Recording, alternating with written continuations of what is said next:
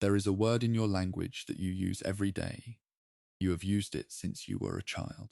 You do not know where it came from. No one does. Most people assume it is Old Nordic. It is not.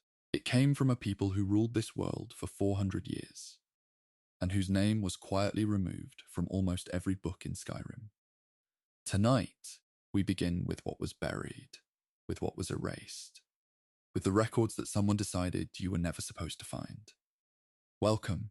Rest easy. This is a long story, and it starts in the dust of a very old empire. I am glad you are here for it. In the Second Era, the age before Tiber Septim united Tamriel, a serpent ruled the world. His name was Versailles Shai. He was a Tsaeski, one of the snake people from the distant continent of Akavir.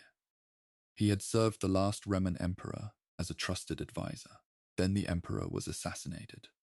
Some scholars believe Versailles Shai arranged it himself. Either way, when the emperor fell, the serpent took the throne. He did not call himself emperor. He kept the old title of potentate and used it to govern an entire empire for decades. He declared martial law. He crushed rebellions. He rewrote the rules of governance across Tamriel. And 3 years before he died, he passed the Guild Act. That one piece of paper created the Fighters Guild, the Mages Guild, and dozens of other organizations that still exist today. Every guild in Skyrim traces its legal existence back to a Serpent Man's decision. That fact does not appear in most histories. It was considered inconvenient. The word Sifim is older than the Fighters Guild itself. It is the Tsaeski word for soldiers. When Versailles Shai's kinsman Dinieras Vez first proposed the idea of a warriors for hire organization, it was called the Sifim. The name was Akaviri. The structure was Akaviri. The founding philosophy was Akaviri. By the time the guild spread across Tamriel, it had been renamed the Fighters Guild, a cleaner, more imperial-sounding title. The Tsaeski origins were not emphasized in the official records. Some scholars believe this was deliberate. The word Sifim quietly vanished from public use over the following centuries. But it had already done its work. It had become the template for every organized fighting force in the empire. The shape of Akaviri military thinking was built into every guild hall from Skyrim to Cyrodiil. No one mentioned it out loud. They simply kept building on the foundation. The Dragon Guard has a reputation most people know. Dragon hunters, elite soldiers, predecessors of the Blades. What the popular story leaves out is what the Dragon Guard became under Versailles Shai. He reactivated the Dragon Guard, but not as a dragon hunting unit. He rebuilt them as an intelligence network. Their job was to identify and monitor anyone who might threaten the potentate. They watched the vassal kingdoms. They tracked enemies of the throne. They reported back through channels that had no official name in any public document. The Dragon Guard of legend, the honorable warriors of the Riemann dynasty, had become something quieter and harder to see. Some scholars believe the organization was never fully disbanded when it transformed into the Blades. The intelligence function, they argue, simply changed its name. Skyrim's hold guards follow chains of command that trace back through centuries of imperial reorganization. At the far end of those chains, there is an Akaviri signature no one has ever officially acknowledged. Deep in the stone walls of Markarth, there are carvings that predate the current city. The Reachfolk carved some of them, but some scholars have noted that certain inscriptions in the lower sections do not match Reach stonework at all. The geometry is different. The tool marks are wrong for the period. Some researchers have quietly proposed that these carvings may be Akaviri in origin, left by soldiers who passed through the Reach during the Potentate's campaigns in early Second Era Skyrim. The official record of Markarth does not mention Akaviri presence in the city at any point. Some scholars suggest this silence is itself the record. When the Potentate's forces moved through a region, they left marks. When the record keepers came later, some of those marks were relabeled. Others were simply not mentioned. A stone inscription does not disappear when you stop talking about it. It keeps waiting, patient as stone tends to be. The Bard's College in Solitude has been the keeper of Skyrim's historical songs for a very long time. It decides which stories are worth singing. It decides which names get passed down through melody. Some researchers have pointed out a gap in the college's archive. There is no known song cycle that covers the Akaviri potentate period. For nearly 4 centuries of rule, a time that reshaped every institution in Tamriel, the Bard's College appears to have produced nothing lasting. Some scholars believe the silence is intentional. The college controls what becomes memory. If a story has no song, it fades faster. Most people in Skyrim know the names of ancient Nordic heroes from 3,000 years ago. Most people do not know the name of the serpent who created the Fighters Guild they pass on the road. That difference was not an accident. It was a choice made in a building in solitude, repeated across many generations of careful curriculum.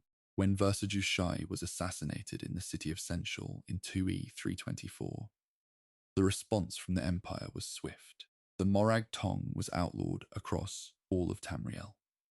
The organization that had existed openly as a legal guild for contracts and sanctioned killings was declared criminal overnight. The paperwork moved quickly. What also moved quickly, though far less visibly, were the records.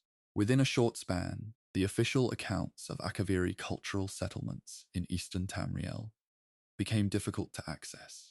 Some scholars believe that autonomous Akaviri communities had existed in parts of Skyrim during the Potentate's reign. Small settlements where the Serpent People's customs were kept. The holds did not formally acknowledge them. After the assassination, references to these settlements became sparse. The communities either dissolved, relocated, or were absorbed into the general population. The records that might have told the story clearly have not been found. Some historians believe they were sealed. Others believe they were simply never written to begin with. The census records of the early Second Era are among the least studied documents in Elder Scrolls scholarship. Most researchers focus on the political histories, the wars, the declarations, the guild charters. The census records are quieter. They tracked populations. They counted settlements. They noted bloodlines in regions where bloodline mattered for taxation. Some of these records, particularly those covering Skyrim's eastern territories during the Potentate's reign, were classified in the late Second Era. The official reason given was administrative reorganization. Some scholars have suggested the real reason was simpler. The census showed something the later empire preferred not to have on record. It showed Akaviri descendants living in Skyrim in numbers that made it harder to claim the culture had simply passed through and left. Those census records have not been made publicly accessible. Whether they still exist is a matter of genuine scholarly debate.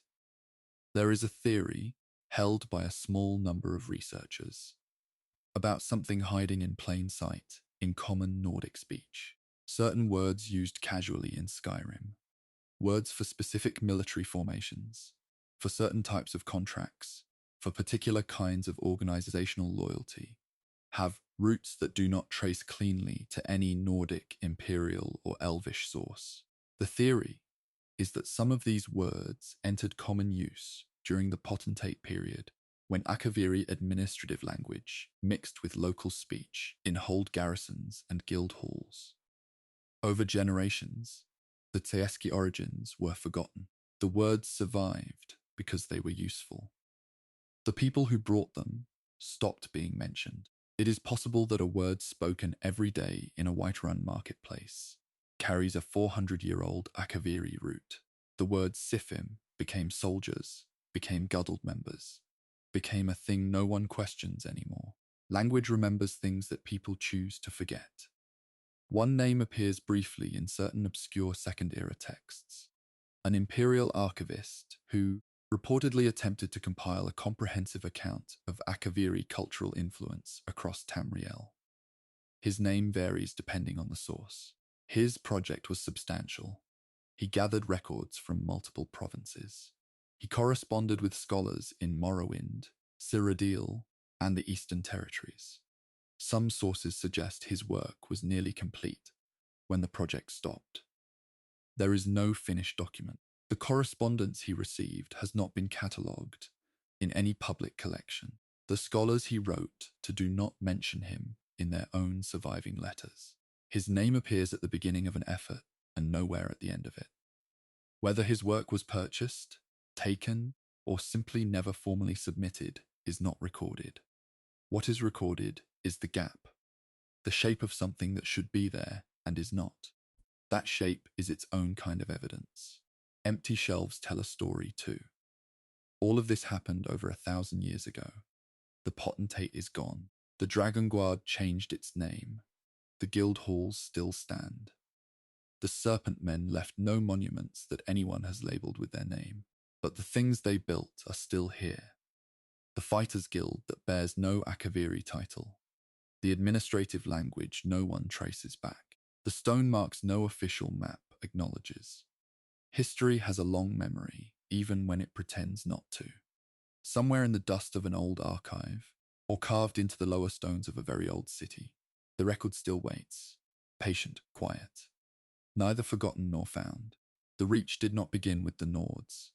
It did not begin with the Empire. Long before either arrived in the west of Skyrim, there were people already living in those stone valleys. They had their own gods, their own calendar, their own way of reading the world. Most of what they built has been relabeled, reinterpreted, or simply ignored. What remains is older than almost anything else in Skyrim, and very little of it has been explained on its own terms. The Reach folk do not see the world the way most people in Tamriel do. Most religions in Tamriel count many gods. They build temples, carve statues, and organize worship around a long list of names. The Reach folk do not. They recognize only two worlds, the world of Flesh-esh and the world of spirit. Nothing more. The world of flesh is the mortal plane, the ground beneath your feet, the cold river, the stone wall. Hircine governs it. He is not a god of the hunt in the simple sense. He is the guide of all living things through the hardships of the flesh world. The world of spirit belongs to Namira. She is the spirit queen. She rules the infinite realm from which all souls come and to which they return. In Reach belief, life and death are not opposites. They are two functions of the same system. Both run through Namira. Both always did. The Reach folk creation story is older than the imperial version of it. The story begins in darkness. There was once only the world of spirit, Namira's infinite realm. Nothing else existed. Then a being called Lork entered the darkness. He understood something there that no one had understood before. He saw that nothingness was not empty. It was full of possibility. Everything that could ever exist was waiting in the void, unformed. Lork went to Namira and asked her for a space in her infinite realm. He wanted to build a second world, a place for wayward spirits who needed to learn through difficulty. Namira agreed. The cost was high. Lork sacrificed himself to make the world of flesh real. The Reach interpretation of this story is important. It does not say the world was made as a gift. It says the world was made as a hard lesson. Every stone and every season in it is meant to teach. The Reach folk built their entire worldview around that idea. Hagraven magic and crow magic are not the same thing. Most outsiders treat them as one. They are not. Reach folk shamans have long separated the two traditions. Hagraven-touched shamans work through the Hagraven matrons of specific clans. The Hagraven grants access to nature magic, the power of root, soil, and living things. It is earned through a relationship with a specific matron. It does not transfer between clans. Crow magic is different. Some Reach folk clans follow a tradition tied to crows and ravens, the birds associated with nocturnal and with the idea of watching from a place between worlds. Shamans who follow this path are called crow-touched. They work differently. Their magic is about movement between states, between seen and unseen, between flesh and spirit. A crow-touched shaman and a Hagraven-touched shaman might stand in the same camp and work entirely different systems. Outsiders saw birds and bones and called it all the same dark practice. The Reach folk knew the difference clearly. There is a confirmed detail in Elder Scrolls records about Reach folk marriage customs. When a marriage was arranged between two clans, the chosen pair could be sent to a hand-fasting cave before the ceremony. This gave them time to meet. Because it was entirely possible they had never seen each other, it was also possible that one of them would not survive the meeting. The caves were not gentle places. The tradition had a harder edge than most outside observers acknowledged. But there is more to the broader marriage custom than just the cave. Some sources record that in parts of the Reach, Spriggans were charmed to take part in wedding ceremonies. A Spriggan would bind the hands and feet of the couple in its roots. When it released them, the outcome was read as an omen. If the Spriggan left calmly, the marriage was considered sound. If it turned hostile, it was killed, and the couple drank from the sap. Even the aggression of a forest creature was folded into meaning. In Reach belief, the natural world did not attend as decoration. It participated as witness. Reach folk clans settled in fortified hilltop villages called duns. They also used caves and old ruins, depending on the seasons and the movement of the clan. Some scholars have noted that descriptions of older Reach folk settlements, particularly those referenced in Second Era, accounts of the Western Holds, suggest a consistent pattern in how these structures were arranged. The accounts describe walls that followed the slope of the ground rather than cutting across it, buildings that curved along the hillside rather than standing flat against it. Some researchers argue this was simply a practical response to difficult terrain.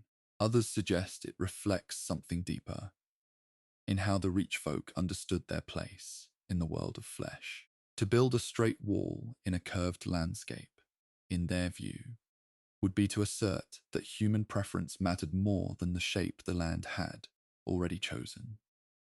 Some scholars read this as a cosmological position, that Reach folk building customs expressed a belief that the world of flesh had its own geometry, and that living within it meant following that geometry rather than overriding it. The snake motif appears throughout ancient stonework in the Reach. It is carved into walls, worn in jewelry, and found in what appear to be ritual spaces. Imperial scholars who first catalogued these markings interpreted them in terms they already understood: danger, venom, the underworld. The standard account frames the snake as a threatening symbol in Reach culture. Some researchers have pushed back on this reading. In Reach folk belief, Namira is associated with all things that move between states. Life and death, visible and hidden, above ground and below. The snake is a creature that sheds its skin and continues. It disappears into the earth and returns. It crosses between the world above and the world beneath, without dying in the transition. Scholars who have studied the Reach more carefully suggest the snake motif may have originally represented something closer to the cycle of spirit, the movement that Namira governs. The connection to death and danger may be accurate, but it may have been a secondary reading applied later, after the people who made the carvings no longer had a voice in explaining them. The Vatashran's rites are one of the oldest confirmed Reach folk traditions. They are a set of trials performed in ancient caves, the Vatashran Hollows, that date back over 1,000 years by some accounts. The tradition was created by an ancient Reach folk storyteller and historian named Idalan, who reportedly remained after death as an ancestral spirit to oversee the trials for generations. What the rites represent, at their core, is a direct encounter with the two worlds. The challenger moves through challenges tied to the world of flesh and the world of spirit in sequence. The caves are not symbolic spaces. In Reach folk understanding, they are threshold places, locations where the boundary between the flesh world and the spirit world is thinner than normal. The ritual was not designed for outsiders. The Spirit Blood, the Reach folk group that oversees the rites, does not admit outside membership, even to those who complete every trial. The knowledge inside the caves was considered specific to the people the world had made through suffering, not to be borrowed, not to be translated. The reach is old in a way that the holds around it tend not to acknowledge. The clans there do not trace their origins to a migration or a founding king. They trace back to a creation story that begins before the world existed. Their magic divides along lines that outsiders collapsed into one category. Their buildings followed the slope of the land. Their weddings involved the forest as a participant, not a backdrop. When the empire arrived, it brought new names for things. When the holds were drawn around the reach, they drew their lines through a landscape that already had a complete logic of its own. That logic is still there. In the curved stones, in the hand-fasting caves, in the crows that watch from the old ruins on the high ground. The Psijic Order is the oldest monastic group in Tamriel. They existed before the Mages Guild, before the Empire, before most of the institutions that people in Skyrim take for granted. And for most of recorded history, they have been absent. Their island home of Artium has vanished from the world not once but multiple times. Each time deliberately, each time without explanation offered to anyone outside. What they took with them when they left is not fully known. What they left behind is a silence shaped exactly like the things they removed. Artium did not vanish because the Psijic Order was driven out. That is the version most people assume. The truth recorded in lore is quieter and more deliberate than that. When Vanus Galerion left the Order to found the Mages Guild, he took with him the idea that magical knowledge should be available to anyone who could learn it. The Psijics disagreed with this deeply. Around the same time, a student named Manamarco had been practicing necromancy on the island, a path the Order did not sanction. Manamarco was eventually expelled. Galerion later speculated that the Psijics may have understood, too late, what they had allowed to leave with those two departures. Not just two students, two directions, two futures for magic in Tamriel. Some scholars believe the Order withdrew to Artium, not in defeat, but in response. A voluntary removal from a world whose relationship with magic had permanently changed. They did not leave because they were pushed. They left because they had seen what was coming and decided not to be part of it. The Psijic Order maintains a repository known as the Vault of Moawita. It holds artifacts that the Order has determined are too dangerous to exist freely in the world. The items inside are not simply powerful. Power alone does not qualify something for the vault. The qualification is specific. The artifact must have the potential to disrupt the balance of Nirn in ways that cannot be undone. Each item placed in the vault is bound to the Psijic Codex, which allows the Order to locate it if it ever goes missing. The vault has been accumulating contents for millennia. What is inside has never been fully disclosed. Some scholars have noted that the artifacts the Order is known to have pursued share a pattern. They are not weapons. They are not tools of war. They are things that change the relationship between time, knowledge, and consequence. The Eye of Magnus is one example. When a monk of the Order appeared at the College of Winterhold during the events surrounding the Eye, he did not offer to destroy it. He warned that the world was not ready for it. The Order's concern was not the object's power. It was the timing, the readiness, the question of what happens when something is used before the world understands what it is. There is a confirmed and unusual detail about Psijic robes. In older texts from the First Era and early Second Era, the Order's robes are described as grey, simple, unadorned, the colour of old stone and still water. In Skyrim, during the Fourth Era, the robes worn by Psijic monks appear in yellow and gold. The change between these two periods has never been explained in any official lore.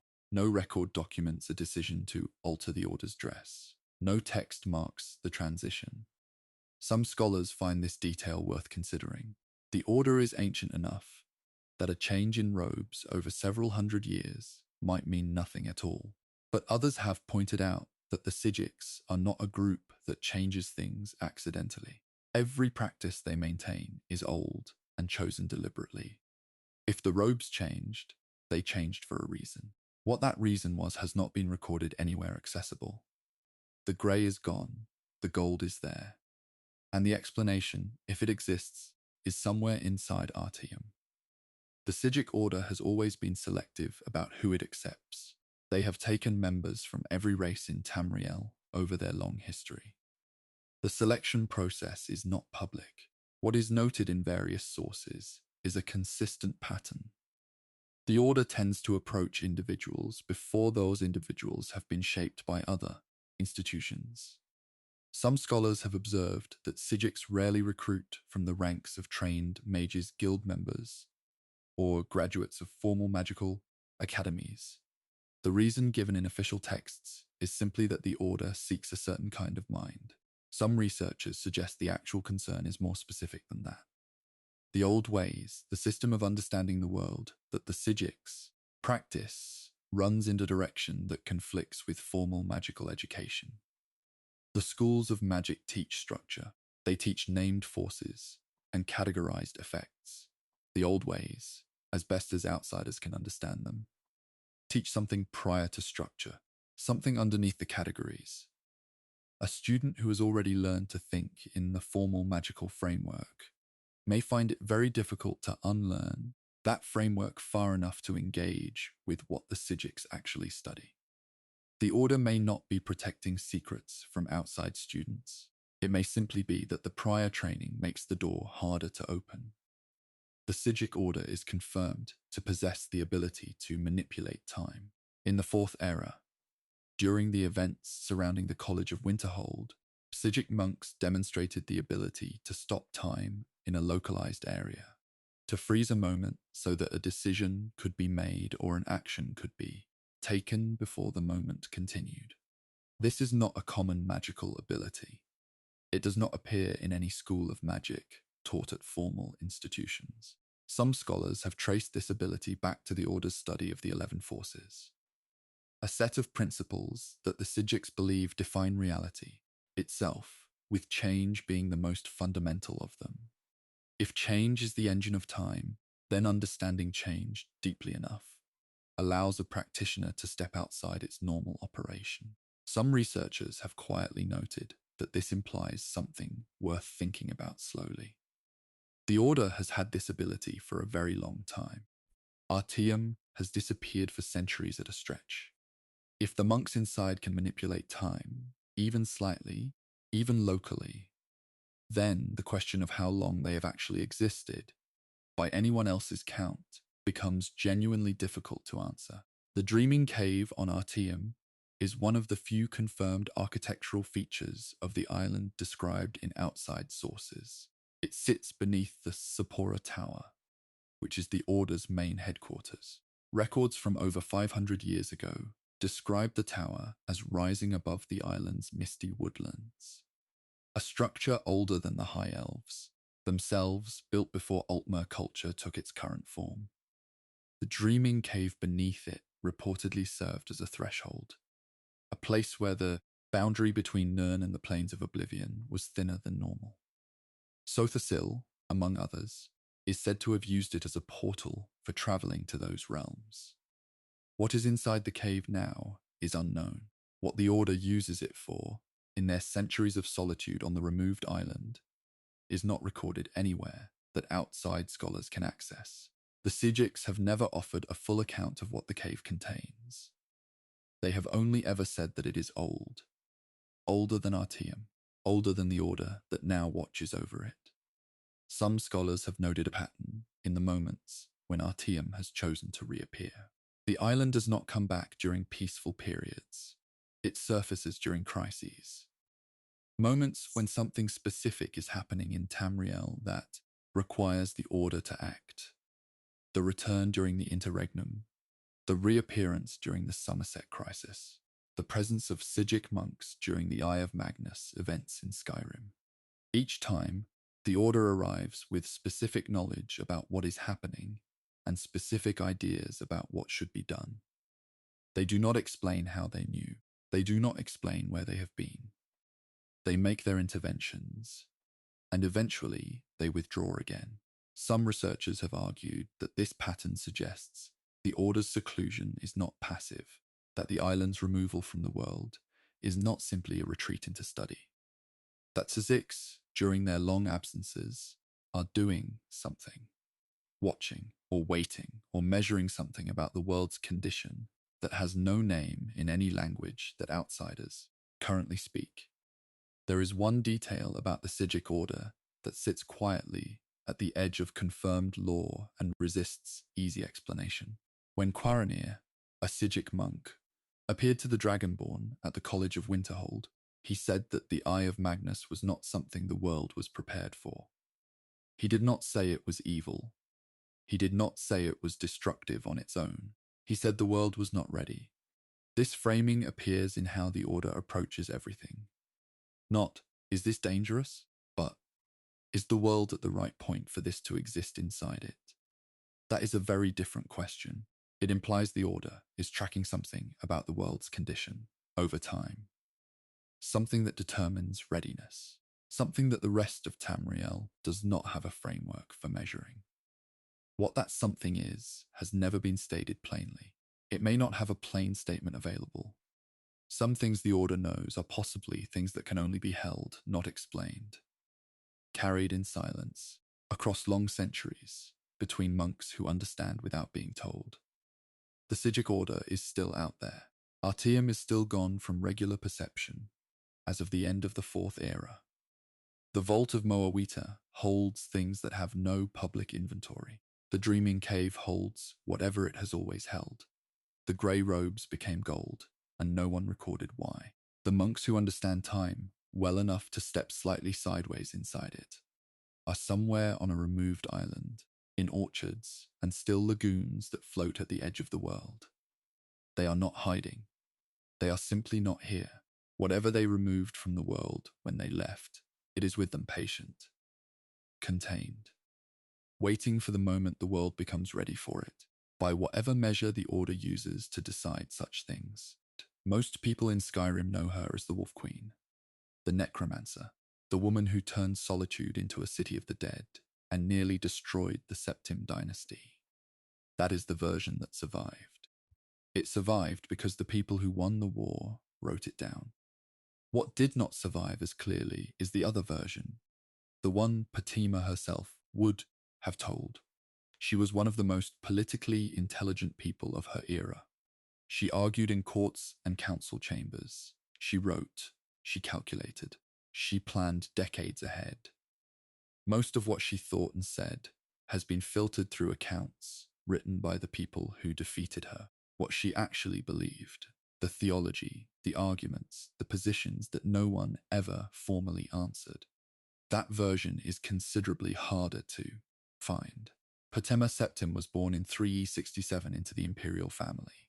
Her grandfather, Emperor Uriel Septim II, reportedly took one look at the newborn and said she looked like a she-wolf ready to pounce. The name followed her for the rest of her life. She was married at 14 to King Mantiarco of Solitude, a political arrangement, not a personal one.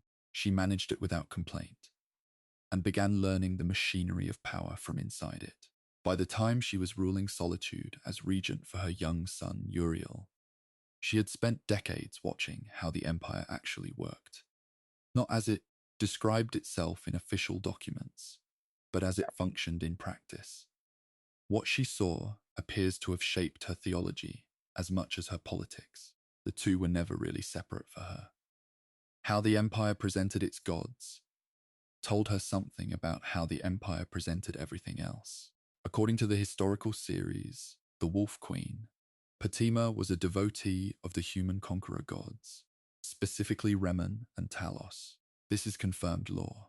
It is an unusual theological position to hold openly, even in the Third Era. Talos, the deified Tiber Septim, was the foundation of imperial religious authority. To worship Talos as a conqueror god rather than as a divine, to treat his deification as a political event rather than a spiritual one, was a reading that the empire did not encourage. Some scholars have noted that this distinction mattered enormously. The official imperial position held that Talos was genuinely divine. Potter's position, based on the lore available, appears to have been that Talos was genuinely great, but that greatness and divinity were two different categories, and that the Empire had blurred that line for reasons that had more to do with political authority than with truth. This reading made her dangerous in a specific way. She was not attacking Talos. She was questioning the mechanism by which the Empire had translated a man into a god, and that mechanism was the same one that gave the Empire its religious legitimacy. The question of what the eight divines actually are runs deeper in Elder Scrolls lore than most public discussions acknowledge. The divines are understood differently depending on who is doing the understanding. To the Oldmer, many of the beings now called divines were Aedra, who sacrificed parts of themselves to create the mortal world. To the Imperials, they are gods to be worshipped and called upon through prayer and ritual. To some scholars, a minority, but a consistent one across several eras, they are historical figures whose stories have been layered with meaning until the original shape is no longer visible.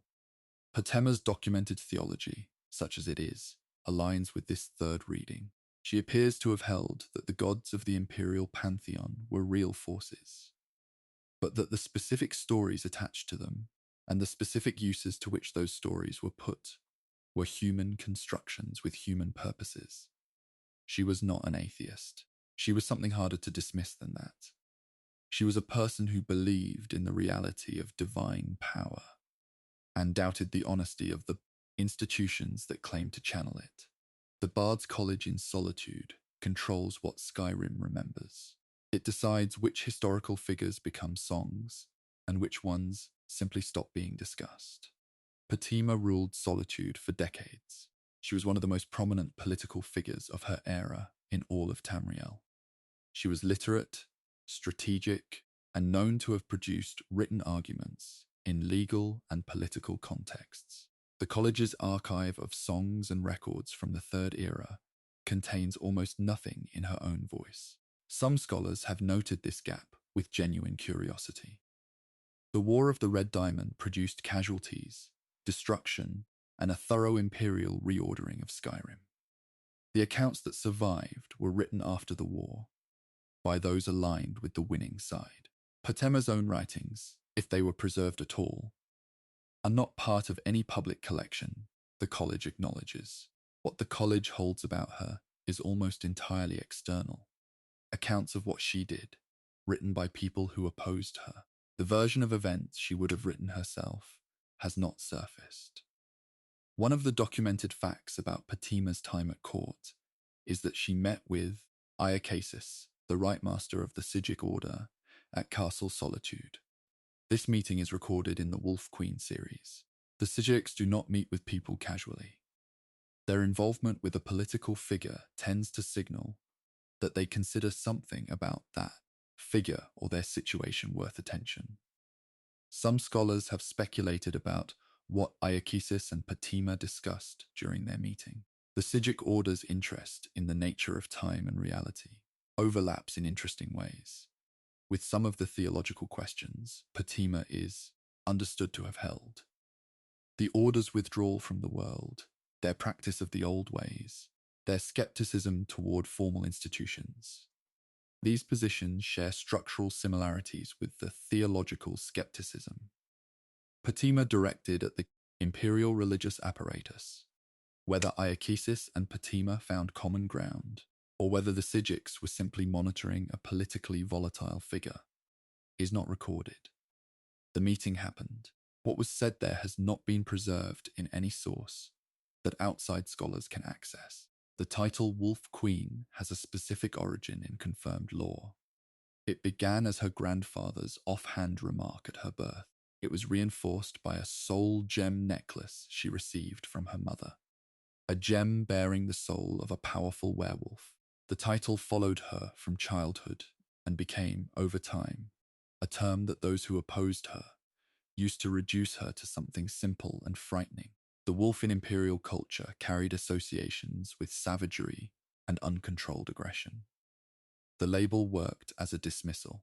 Some researchers have pointed out that in the Reach, the old western territory of Skyrim, with its distinct spiritual tradition, the wolf carried different meanings.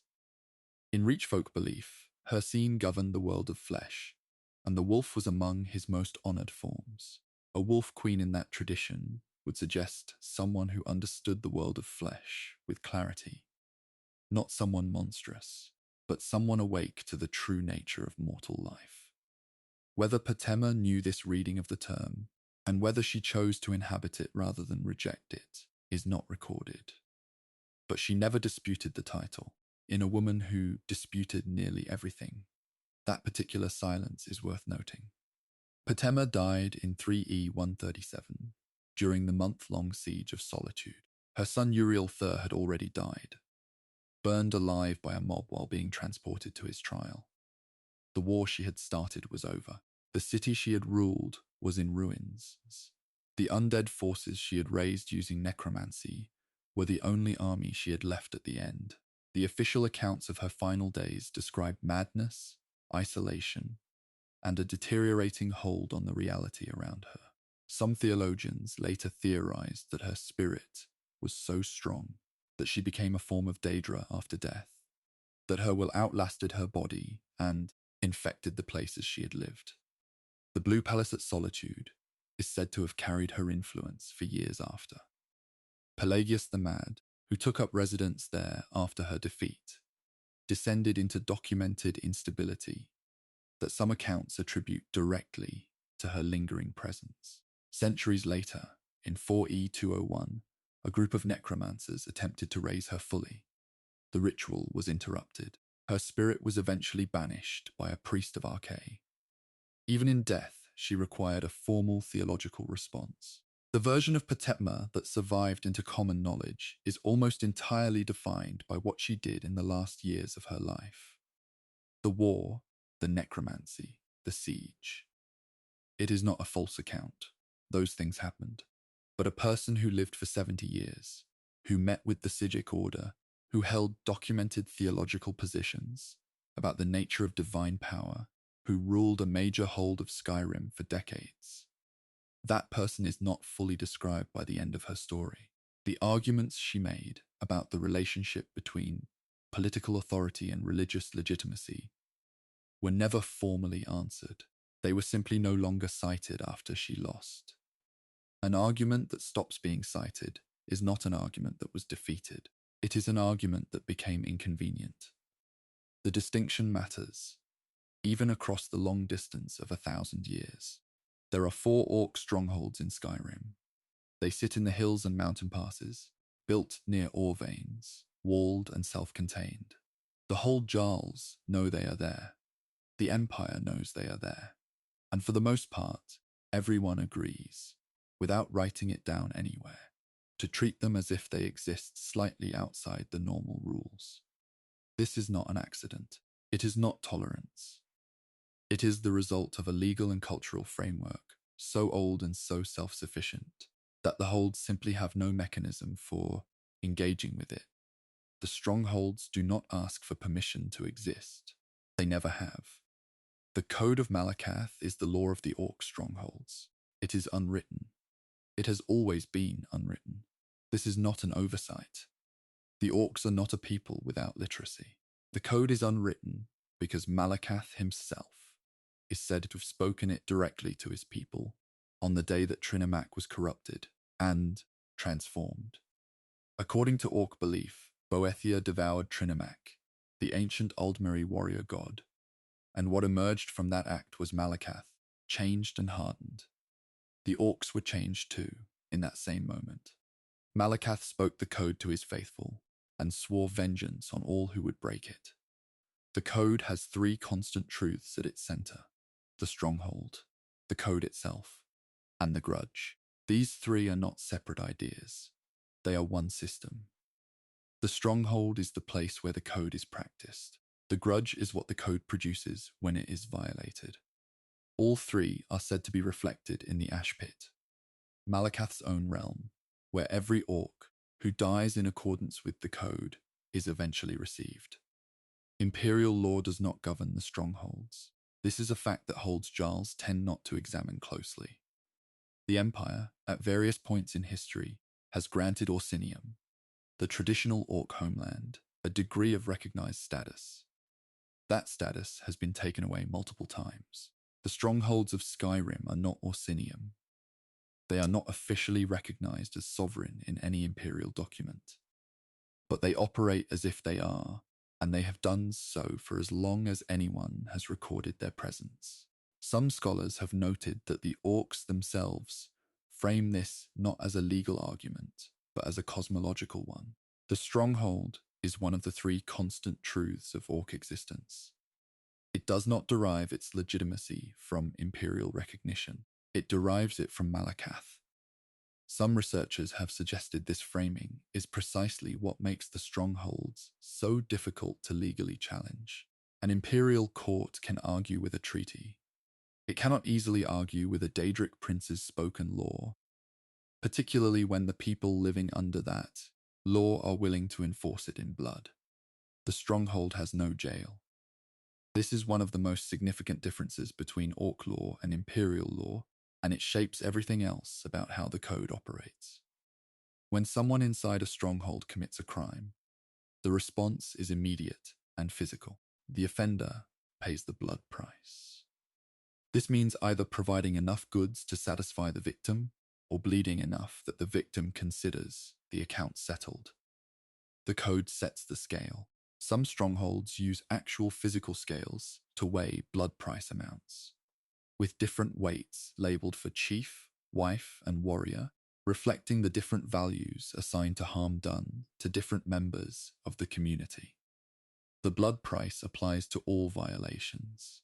There is no distinction between a minor offense and a serious one that results in different kinds of confinement. The severity is measured entirely in what the victim requires to feel satisfied.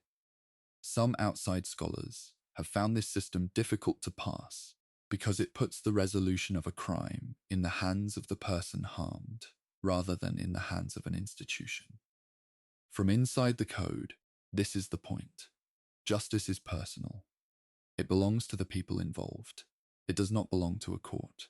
The wise woman of a stronghold holds a role that outside observers consistently underestimate. She is not simply a healer or a spiritual counselor. She is the interpreter of the code. Malakath's will in all matters of dispute and judgment is clarified through her. The chief holds authority over the stronghold. In matters of leadership and physical challenge, the wise woman holds authority over meaning, over what the code requires in situations that are not straightforward. She is typically the mother of the current chief. This is confirmed in the social structure of Skyrim's strongholds. When a new chief takes power, the previous chief's mother moves into the wise woman role. Her age is part of her authority. She has seen more cycles of the code than anyone else in the stronghold. She remembers how previous disputes were resolved. She carries the unwritten law in living memory. Some scholars have noted that this makes the wise woman function as something that has no equivalent in imperial legal systems, a walking archive of precedent, whose interpretations carry the force of divine authority because they are understood to channel Malakath's intent. The Forge Wife is another role that outside accounts consistently reduce to its craft dimension. She is the chief's wife responsible for smithing. She oversees the production of all weapons and armor within the stronghold. She passes the craft to her children. This is accurate as far as it goes. What it misses is the position's weight within the stronghold's structure. The forge is not peripheral to an orc stronghold. It is central. Everything the stronghold produces to defend itself, every tool its warriors carry, every piece of armor that keeps its people alive, comes from the forge. The Forge Wife does not simply make things. She maintains the stronghold's capacity to exist as a fighting force. Some scholars who have studied orc stronghold structure more carefully argue that the Forge Wife's role carries an implicit authority that the code does not formalize, but that the stronghold's daily life constantly reflects. When the forge wife judges a warrior's equipment unfit, the warrior does not argue. When she sets the terms for trading ore and metal with outsiders granted bloodkin status, those terms are final. She does not hold a judicial title, but her decisions about what the stronghold can produce shape what the stronghold can do. And in a community built entirely around the capacity for survival and combat, that is a form of authority that runs very deep. Outsiders cannot simply enter an orc stronghold. This is one of the most clearly established facts about stronghold culture. Non-orcs are turned away by default. The residents will tell a stranger plainly that they are not welcome.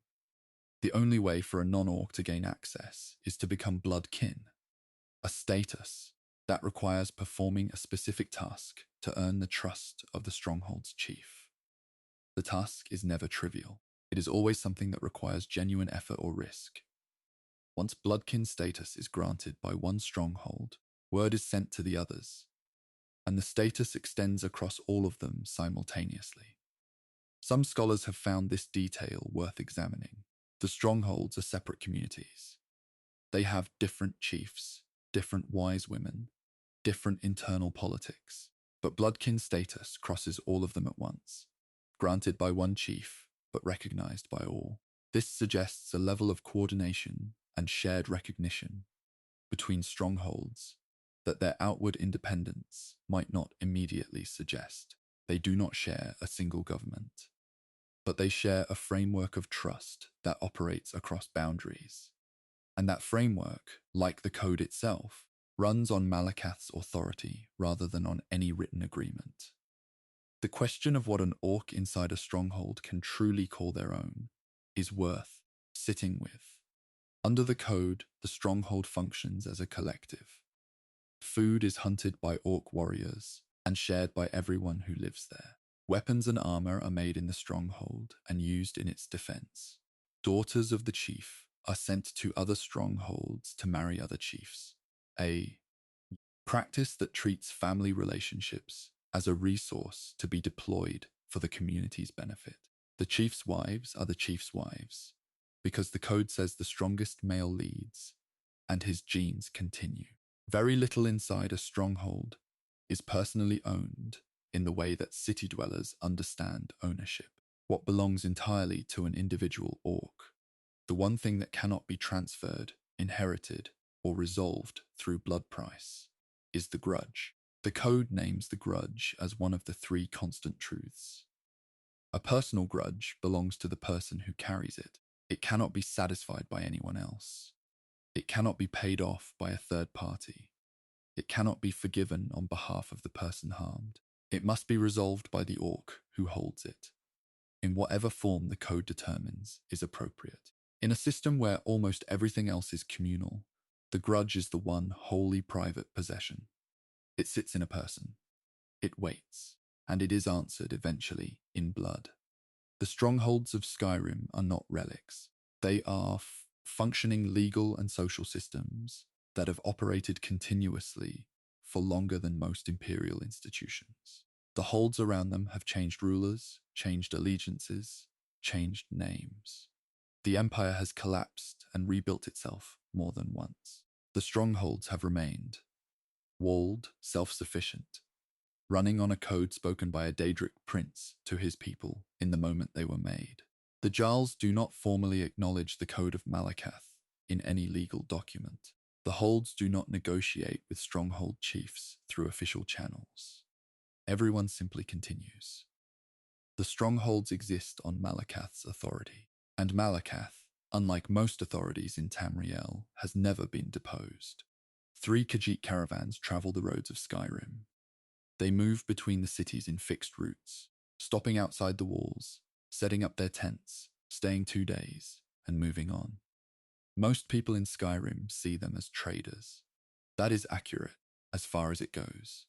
They sell moon sugar, skooma, soul gems, ingredients from distant provinces, and whatever rare items pass through their hands. But trading is the surface of what the caravans do. Underneath it is something older.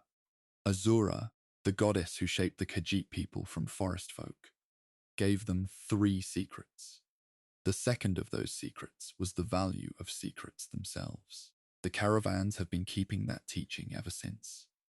Khajiit caravans are not allowed inside the cities of Skyrim. This is the most visible fact about them, and it is usually explained in the simplest possible terms. Racial suspicion, skooma trade, Nord distrust of outsiders. All of those reasons are real. But they describe the current political situation, not the deeper practice. Some Khajiit travelers, when asked about the camps outside the walls, will say that the outside is where a caravan belongs. The city walls were not built by the Khajiit. The streets inside were not laid along paths the Khajiit chose. Inside a city, a caravan is a guest operating under someone else's rules, in someone else's geometry. Outside the walls, the caravan is in open space. The road belongs to whoever walks it.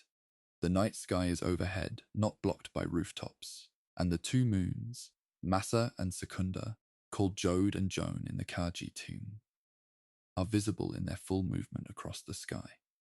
For a people whose creation story, whose physical forms, and whose holiest substance are all tied directly to the lunar cycle, camping under open sky is not a hardship. It is the correct way to be in the world. The city walls do not keep the Khajiit out. The Khajiit choose the sky over the ceiling. Moon sugar is the holiest substance in Khajiit culture. It is not a trade good that happens to be sacred. It is sacred first and a trade good second. According to the Khajiit creation story, Azura spoke the 3rd secret, and the moons shone down on the marshes, and their light became moon sugar. The substance is literally described as crystallized moonlight, a physical expression of divine attention. The Khajiit speak of it the way other peoples speak of the soul or of life itself. It is their connection to the lunar lattice, the cosmic framework of Massa and Secunda, that governs not just their spirituality, but the physical forms of Khajiit themselves. A Khajiit's body type at birth is determined by the phases of the 2 moons at the moment of arrival into the world. This is confirmed law. The lunar lattice is not metaphor for the Khajiit. It is the actual structure that shapes their people. Moon sugar, as a carried substance, is a piece of that structure. When caravans carry it through the cold roads of Skyrim, a land as far from elsewhere as warm marshes as anything could be, they are carrying a piece of their cosmology through a world that does not share it. The Nords see contraband. The Khajiit are transporting something closer to scripture. The clan mothers are the highest authority in Khajiit society. They stand above and outside ordinary law. They guide their communities spiritually and practically. They are keepers of old knowledge, histories, traditions, and the teachings that do not get written down in the way that imperial scholars prefer. The clan mothers are known to listen to the moons. Their spiritual authority comes specifically from their relationship with the lunar cycle that governs Khajiit existence. In a caravan traveling far from any clan mother's direct presence, her authority does not simply disappear. Some accounts suggest that clan mothers communicate guidance to traveling Khajiit through recorded messages, spoken words preserved in ways that outlast the moment of speaking. The exact methods used are not described in any outside account in detail. What is noted consistently is that caravan leaders consult something before making significant decisions, something that is not explained to outsiders and not displayed at the trade stall alongside the moon sugar and the lockpicks. The clan mother's wisdom travels with the caravan, even when she does not. It arrives in foreign lands, preserved in the same way that the caravan preserves everything else it carries, carefully, quietly, and without announcement. Azura taught the Khajiit the value of secrets. This is stated plainly in the Khajiit creation myth. It is not a minor point. It is one of 3 founding principles given to the Khajiit people at the moment of their creation. The caravans operate within this teaching in practical ways that outside observers rarely map clearly. What Khajiit traders carry that is never displayed at the stall is not simply contraband. There are goods they move between Khajiit communities specifically, items too connected to Khajiit spiritual and cultural practice to be sold to those outside the tradition. Some travelers have reported that certain items visible in caravan packs while moving on the road are not available for trade when the stall is set up. The caravan members, when asked about specific items, will offer a version of the same answer in different words. This one is not for sale, not because of the price, because of who is asking. In a culture taught that secrets are sacred, the private inventory of a caravan is not just commerce. It is the living practice of a cosmological principle. What is visible at the stall is what the world outside is permitted to access. What remains behind the visible is its own separate archive. The roads of Skyrim carry information in ways that maps do not record. A Khajiit caravan that has traveled between Windhelm and Solitude dozens of times knows things about that road that no imperial cartographer has written down. It knows where the road floods in early spring. It knows which slopes become impassable after snowfall from the northeast. It knows which ruins along the route change in behavior depending on the season, which ones draw unusual activity at certain times, and which ones are quiet.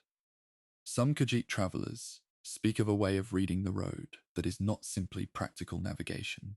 Some accounts describe a tradition of marking routes, not by landmark or distance, but by what the ground has witnessed, by the history embedded in a specific patch of earth or a ridge or a river crossing. Imperial maps of Skyrim record the land in terms of holds, cities, roads, and strategic features. Some scholars have suggested that Khajiit oral geographic tradition records the same land in a completely different framework, one organized around events, presences, and memories that the land itself carries. The two maps of the same territory would not look anything like each other. Only one of them is written down. The caravan that travels between Windhelm and Solitude moves through some of the most contested ground in Skyrim. Mardran leads this route, and his caravan has been noted to carry rare goods from distant provinces, alongside the usual inventory. The road between these two cities passes through territory that has changed hands, changed names, and changed character many times over the centuries. Some Khajiit say that certain stretches of the northern roads carry old weight, a quality of accumulated history that the land holds differently from recently settled ground. The Khajiit have travelled Skyrim's roads long enough to have their own account of which locations feel old in a specific way and which do not.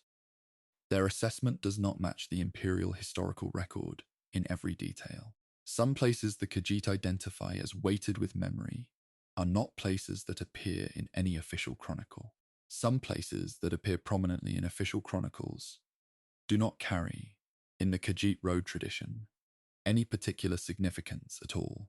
The discrepancy is not explained. It is simply present in the gap between two traditions that have been walking the same roads without comparing notes. The one Khajiit caravan that does not appear in Risard's organized network is noted briefly in lore. A fourth caravan was operating in Skyrim at the time of the Fourth Era events. It was massacred by bandits along the road. Whether it was affiliated with Risard's operation or was traveling independently is not recorded. There is no account of what it was carrying, where it was going, or who sent it. Some Khajiit who speak of this caravan in passing do so in a way that suggests the story extends beyond the simple fact of the attack. The roads of Skyrim are dangerous. Khajiit caravans employ mercenaries specifically because the threat of bandit attacks is constant and real. A caravan that was moving without sufficient protection, or that was carrying something that made it a specific target, would end the same way. The account that survives is minimal. Massacred on the road. No survivors recorded. No destination noted. For a people who treat the road as a living record, and the caravan as a carrier of memory, the loss of an entire group with no surviving account of what they knew is a specific kind of disappearance. Not just the people. The knowledge they held on that road is gone with them. The Khajiit were bound to the lunar lattice by Azura at the moment of their creation. The moons determine the shape of every Khajiit born into the world. The moon sugar that grows in Elsewhere's marshes is the physical residue of that, binding, crystallized light from the same moons that govern Khajiit bodies. A caravan carrying moon sugar through the frost of Skyrim is carrying that binding across the world. The clan mother's guidance travels with them. The road knowledge accumulated across generations travels with them. The secret inventory that no outsider sees travels with them. When they set up their tents outside the city walls at nightfall, the two moons are overhead. The same moons that shaped every member of the caravan from the moment they entered the world. The Nords walk past the camp in the morning and buy a few soul gems and some lockpicks and keep moving. They do not ask what else the caravan is carrying. The caravan does not offer to explain. Azura taught the value of secrets. The caravans have been practicing that lesson in the cold air of Skyrim for a very long time, on roads that remember more than anyone has written down. Cold Harbour is described in almost every account as a twisted reflection of Nirn. Cold, dark, desolate, a landscape of blackened ruins and ashen ground under a sky that burns without warming anything. Most people who discuss it focus on what it is. Molag Bal's realm, a place of domination and suffering, the destination of stolen souls. What gets discussed less often is the specific way Cold Harbour was built. It is not simply a dark place. It is a dark place that has been constructed to mirror something real. Its architecture copies specific structures from Tamriel. Its geometry reproduces specific proportions from the mortal world. A realm that deliberately mirrors the world it wishes to consume is not just a prison. It is a document. And documents, if you read them carefully enough, tell you things their authors may not have intended to say. The most confirmed and specific architectural fact about Cold Harbour is this. Within the realm exists a location called the Lightless Oubliette, which was built as Molag Bal's deliberate imitation of the White Gold Tower. The White Gold Tower stands at the center of Cyrodiil, at the heart of the Imperial City. It is one of the great towers of Tamriel, structures that some scholars believe hold the fabric of Mundus stable, each one anchoring a piece of reality to the world. Molag Bal did not simply build a tall structure in his realm. He copied the White Gold Tower specifically. The Lightless Oubliette reproduces its shape and function, but inverts its purpose entirely. Where the White Gold Tower was a seat of governance and a focal point for imperial power, the Lightless Oubliette is a prison. Molag Bal used it to confine servants of Meridia, Aurorans, who can draw power from light. The tower that was built to anchor reality and hold up an empire became, in Cold Harbour, a place where the enemies of the realm's master were kept in permanent darkness. Same geometry, opposite purpose. The inversion is not accidental, it is the point. Cold Harbour's sky is described in different ways by different accounts, but all of them agree on one quality. It burns. The sky of Cold Harbour is described as constantly burning, a sky of permanent fire overhead, and yet the air beneath it is cold beyond what magical resistance can fully counter. This contradiction is one of the most noted features of the realm for anyone who has described it from direct experience. The fire gives no warmth, the light gives no comfort.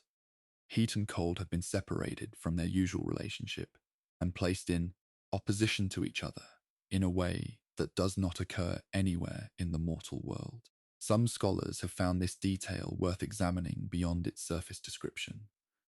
In Tamrielic cosmology, fire typically represents both light and warmth together. The divines, the sun, the concept of life sustained against the cold. In Cold Harbour's sky, fire and warmth have been split apart. The burning is present, the warmth is absent. Some researchers have suggested this is not simply a feature of the realm's climate, but a deliberate expression of what the realm represents. a world in which light exists without its usual consequence, and where the presence of something does not guarantee the benefit it normally provides. The sky in this reading is not just weather. It is a statement about what happens when illumination is stripped of its meaning. Meridia is a Daedric prince of light and energy. She despises Undeath. She is the enemy of Molag Bal. These facts are well established. What is less commonly discussed is the specific nature of her presence inside Cold Harbor itself. Meridia managed to insert a portion of her own territory into the heart of her enemy's realm. She did this by taking a mortal city that worshipped her, a city under attack by Molag Bal's forces, and using the power of her own lights to push the entire city through one of Molag Bal's own portals into Cold Harbor. The city arrived in the realm's interior, protected by Meridia's enchantments. Molag Bal could not touch it. It became known as the Hollow City, a pocket of light and protection inside the darkest realm of oblivion, maintained there for centuries as what one source describes as a dagger in Molag Bal's side. Mankar Cameron, in his own writings, confused Cold Harbor with Meridia's personal realm. Scholars consider this an error, but some researchers have noted that the confusion is at least understandable in structural terms. Meridia does have territory inside Cold Harbor. A piece of her domain genuinely exists within Molag Bal's space. The two realms are not fully separate from each other. Whether that overlap is the result of Meridia's strategic action, or whether it reflects something deeper about the relationship between the two. Princes and their territories is a question that lore raises without answering cleanly. The soul shriven of Cold Harbor are among the realm's most described inhabitants. They are mortals whose souls belong to Molag Bal, animated by Daedric vestiges in the absence of their own soul. They toil, they suffer, they slowly lose all sense of who they were. They are reborn to toil again. The confirmed description is specific about what this process does to a person over time. They wither, reform, wither again, and eventually become feral, consuming anything around them, including other soul-shriven and lesser Daedra. Some scholars have noted that this description of total identity loss raises a quiet question about the other permanent inhabitants of Cold Harbor. The cold flame Atronachs that serve as sentries in the realm were not always there. They were brought in from the fourth sinus of Takuba, specifically, to replace an earlier type of Atronach. The iron Atronachs, massive constructs of cold iron that appear in Cold Harbor, have a different quality to them. Some researchers have proposed, as a fan theory, that certain iron constructs found in Cold Harbor are not manufactured beings at all. The soul-shriven lose their identity and eventually become something barely recognizable as what they once were. If the process of soul loss can hollow out a mortal body and fill it with Daedric substance, some scholars ask whether a long enough version of that same process might produce something that no longer moves, no longer speaks, no longer remembers, but still stands, iron hard, cold, shaped roughly like something that was once alive. Whether this theory is accurate cannot be confirmed from any available source, but it sits at the intersection of two confirmed facts. The soul-shriven lose their identity completely, and Cold Harbor contains large iron entities of unclear origin, in a way that is hard to dismiss without examination. Cold Harbor hosts a form of fire found nowhere else in Tamriel. It burns blue. It is cold to the touch.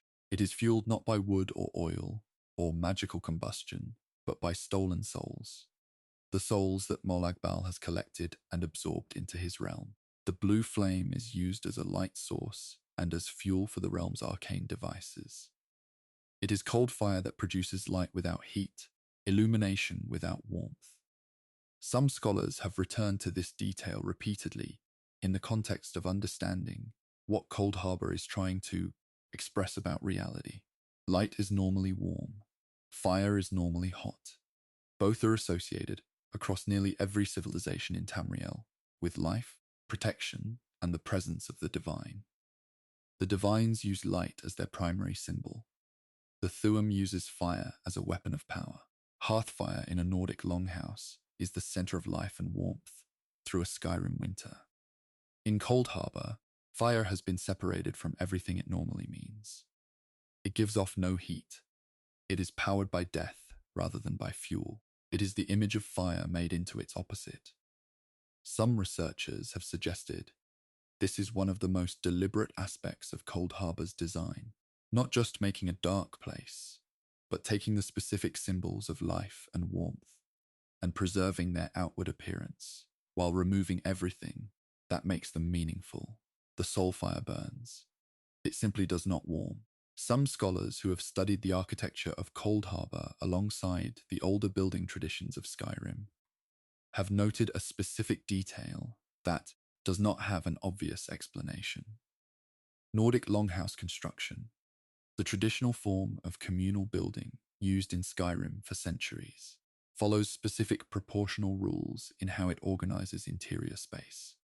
Long central hall, specific relationship between the height of the roof beam and the length of the floor, specific placement of the hearth relative to the entrance. These proportions appear consistently across Nordic building from different eras, suggesting they were maintained as a tradition rather than simply as a practical solution. Some researchers have noted that a specific proportional relationship found in traditional Nordic longhouse construction appears in the interior geometry of certain Cold Harbor structures, not in the overall shape or the material or the decorative elements, but in the underlying spatial ratio. Why this would be the case has no official explanation. Cold Harbor copies Nirn. It copies specific landmarks. It apparently copies, in at least one structural detail, a building tradition from Skyrim that predates any specific event connecting Nords to Molag Bal's realm. Some scholars treat this as coincidence. Others suggest that a realm built as a complete mirror of Nirn would need to capture even the structural memories embedded in the land it was copying, not just the famous towers, but the basic arithmetic of how people on Nirn build the places where they sleep. The confirmed description of Cold Harbor is that it is an apocalyptic imitation of Nirn. The word imitation is important. An imitation begins with something that already exists. It copies, reproduces, and transforms. Molag Bal did not invent a realm from nothing. He took the existing shape of the mortal world and rebuilt it in the image of what he wanted to do to it. The lightless oubliette is the white gold tower with the light removed. The hollow city is a mortal city preserved inside the realm. The original thing, unchanged, surrounded by its inversion. The blue soulfire produces light, the way a stolen thing resembles what it came from. The shape is there, the substance is wrong. Some scholars have proposed, as a speculative reading, that the most honest description of Cold Harbor is not that it was created by Molag Bal, but that it was assembled by him, built from pieces of Nirn that he collected or copied or consumed, organized around the question of what the world would look like if domination were its central principle. In this reading, Cold Harbor is not a separate place. It is a reading of this place, a version of Nirn made by someone who looked at the mortal world and decided to keep every shape while replacing every meaning. The architecture is familiar. The soul fire burns blue, and the sky above all of it burns constantly without warming a single thing below it. There is a tree in Whiterun hold that no one planted. It stands in a camp near the giant's territory, leafless, pale, unlike anything else in Skyrim's landscape. Isolde, a merchant in Whiterun, will tell you that one rumor says a spore fell from a floating island in the sky. Most people in Skyrim walk past the sleeping tree and do not ask any deeper questions. But the Hist, the ancient network of sentient trees that the Argonians call their most sacred connection, have a confirmed presence in Skyrim that goes well beyond one strange camp. Their roots stretch deep into Nirn. The Argonians who travel through Skyrim's holds carry knowledge about those roots that they do not share with anyone outside their people. What the Hist knows about Skyrim And what Skyrim's ground still holds from the Hist's long history is not written in any imperial record. The Hist are described in confirmed lore as the most ancient race on Nirn, not one of the ancient races, the most ancient. The Argonians claim that Hist trees were the original life forms on Tamriel, that they predate men, Mer, and every other race that has since built empires and fought wars across the continent. This claim is not contradicted by any competing account in the Elder Scrolls record. The Hist are confirmed to be a sentient species. They are connected at the root. All Hist trees share one mind, speaking to each other through their root systems. Their wisdom is described in Argonian accounts as infinite. Their ability to be understood by mortals is described as limited, not because the Hist hold back, but because the framework mortals use for thought is too narrow to receive everything the Hist might give. A sap speaker of the Miradancer tribe is quoted directly in lore on this point. Real and illusion, dream and waking, these are the words that keep mortal minds close to the ground. The Hist do not separate these categories the way mortals do. Their knowledge is organized differently. Their memory extends in directions that mortal minds were not shaped to follow. The Hist foresaw the Oblivion Crisis. This is confirmed in the Elder Scrolls record. Before the Daedric invasion began, before most of the people of Tamriel had any awareness that it was coming, the Hist recalled Argonians from across the continent back to Black Marsh. They sent a summons that crossed province borders and reached Argonians who had been living away from the marsh for years. The Argonians responded. They returned. And when the Oblivion Gates opened in Black Marsh, the Argonians were ready.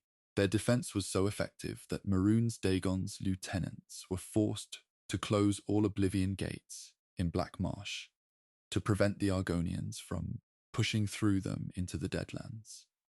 The Hist did not react to the crisis. They prepared for it in advance. This means they perceived it before it happened. The mechanism by which an ancient tree network receives information about future events is not explained in any source. The result is confirmed. Some scholars have noted that an intelligence that accurately foresaw the Oblivion Crisis and coordinated the movements of an entire race across Tamriel in response is not operating on the same relationship with time that mortals experience. The Hist do not appear to be bound to the present moment the way other living things are. They appear to know what is coming before it arrives. Argonians who are born outside Black Marsh, away from any Hist tree, cannot hear the Hist. This is confirmed lore. The condition has a name in the Argonian community, Luciul. The term covers Argonians born outside the province, and those who have simply left. A Luciul who returns to Black Marsh as an adult faces a specific situation. They have a body shaped as an Argonian. They move and think as an Argonian. But the Hist has not spoken to them since birth, and may not have spoken to them at all. In Argonian belief, the Hist sap drunk by a hatchling is what gives that hatchling their soul. The soul belongs to a specific Hist tree, and when that Argonian dies, the soul returns to the tree and waits there until a new hatchling receives it. A Luciul who was never given this connection is, in formal Argonian understanding, in an uncertain position regarding their own soul. One recorded account of a Luciul returning to Black Marsh describes the fear of finally tasting Hist sap, of coming under the influence of a force they do not understand, not knowing whether they would lose their individual self entirely or simply become complete. That uncertainty is not something any non-Argonian account has ever fully described from the outside. The Luciul knows what they are. They know what they have been without. The fear is specific and it is theirs alone. Hist roots stretch very far. This is stated plainly in confirmed lore. The roots extend deep into the heart of Nirn and out into distant lands. The sleeping tree in Whiterun Hold is believed by some scholars to be related to the Hist of Tamriel, possibly a cousin tree from the floating island of Umbriel, drawn to Nirn during that island's passage over Tamriel in the early 4th era. If a tree connected to the Hist network can exist in Whiterun Hold, the question of what else the Hist's root system might touch in Skyrim becomes worth asking. Blackreach, the vast underground Dwemer city buried beneath northern Skyrim, contains pools of liquid whose origin is not fully explained by Dwemer architectural records alone. Some scholars have proposed, as a speculative theory, that certain pools in Blackreach may be remnants of ancient organic root systems that predate the Dwemer construction. The Hist are confirmed to have been present across a much wider area of Nirn before the Elno-Fey War, when most of their realm was destroyed. What grew in what is now northern Skyrim before the Dwemer arrived and began building underground is not recorded. The theory cannot be confirmed, but the Hist roots are confirmed to go deep and far, and the Dwemer built over whatever was there before them, without documenting it carefully. The Hist communicate through sap. This is confirmed. An Argonian who licks the sap of a Hist tree receives visions. The content of those visions is entirely specific to the individual. Every recorded account of what Hist sap communicates describes a different experience.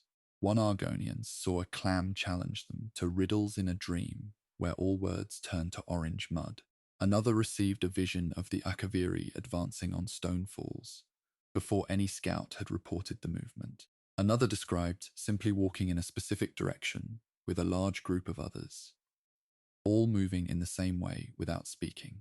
The visions are not uniform. They are not the same message repeated to different recipients. Some scholars believe this is because the Hist does not send messages the way a person sends a letter. It sends each Argonian what that specific Argonian needs to receive, in a form their mind can process. The tree speaks differently to every person who asks it something. What it says to each one reflects what each one is capable of hearing. This means the Hist possesses, at minimum, an awareness of every individual who has ever communed with it, a detailed model of each specific mind that it uses to calibrate how it communicates. The sap is the same substance. The experience is never the same twice. The Hist acknowledge Sithis as the original creator. This is confirmed in Argonian lore. Sithis is the force of change, void, and endless becoming in the Elder Scrolls cosmology. For most civilizations in Tamriel, Sithis is associated with the Dark Brotherhood and with death as an end.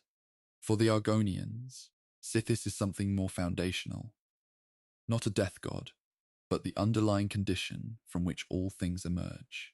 This position connects to a specific aspect of Hist belief about death that outside scholars rarely discuss carefully. The Hist do not grieve in the way mortals grieve. This is not because they do not experience loss. It is because of what the Hist understand death to be. When an Argonian dies, their soul returns to the Hist and is held there. The Hist does not experience this as loss. The soul has come home. It will be given again. The cycle continues. Death, in Hist understanding, is a return, a soul moving from the world of action back into the tree, waiting to be read into a new life through a hatchling's first taste of sap. To grieve would be to treat return as ending. The Hist do not make that mistake. They hold what mortals call the dead and simply continue, season after season, root reaching deeper. There is one confirmed and specific fact about the Hist and non-Argonian contact that stands apart from the general pattern of the tree's silence toward outsiders. During the events surrounding Umbriel's passage over Tamriel in the Fourth Era, a Breton woman named Anig found herself deep inside the floating island, connected to its Hist-like tree population. She was not Argonian. She had no prior Hist connection. The trees of Umbriel communicated with her companion, Maer Glim, an Argonian, but Anig also felt the presence of those trees in ways that went beyond what she could easily explain. This is the closest confirmed case in the Elder Scrolls record of a Hist-adjacent intelligence reaching toward a non-Argonian. What the trees communicated through that contact is not summarized neatly in any source. What is noted is that the Umbrielian Hist used the connection to guide events toward the island's eventual return to the realm of the Hist. The trees had a plan. They used whoever could serve as a vessel for their communication, regardless of species. Some scholars have found this detail worth sitting with quietly. The Hist are not limited by the boundaries they appear to maintain when dealing with non-Argonians in ordinary circumstances. They simply choose, most of the time, not to cross them. The choice is theirs. The Hist do not share information with outsiders easily. This is stated plainly in law. Argonians do not readily discuss the Hist with those outside their people, and some view such sharing as a betrayal of their race. What this means in practice is that the full scope of what the Hist know, and what they choose not to say even to the Argonians themselves, is genuinely unknown. The trees are confirmed to have foreknowledge of major events. They are confirmed to hold the accumulated memories of every Argonian's soul that has ever passed through them. They are confirmed to speak differently to every individual they commune with, which implies a knowledge of individuals that extends across generations. What they hold back and why is not described in any source. Some researchers have suggested the category of information most likely to be withheld is precisely the kind that would be most useful, not knowledge of the past, which the Hist share freely through sap and vision, but knowledge of the future beyond what is immediately needed. The Hist told the Argonians to return before the Oblivion Crisis. They did not tell them everything that would follow. The tree that warned Hatamine about the Akaviri gave her enough to act on. Not everything it knew. There is a specific quality to giving someone exactly as much as they need, and nothing more. It suggests a judgment about what mortals should carry. The Hist make that judgment every time the sap flows. There is a bard in every inn across Skyrim. They sing at the fire while travelers eat. They play at holds while nobles drink. They perform at festivals and stand at the edges of important ceremonies. Almost no one asks where they came from. Almost all of them came from the same place. The Bard's College in Solitude has been training the voices of Skyrim since the First Era. Since the days of Isgramor's dynasty, when the province was still being shaped into its current form. For that entire span of time, the college has decided what Skyrim remembers. It has decided which events become songs, which figures become legends, which stories get told to children, and which ones simply do not get told at all. A bard in every inn means a college-trained voice in every public space in the province. That is not an accident. The Bard's College maintains the Poetic Edda. This is confirmed.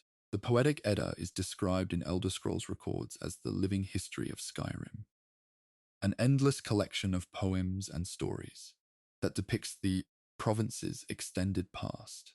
It is the closest thing Skyrim has to an official historical record in a form that most people will actually hear. Not imperial census documents, not military campaign reports, songs, poems, verses memorized by travelers and repeated in taverns from Dawnstar to Riften. The college does not simply store this collection, it contributes to it.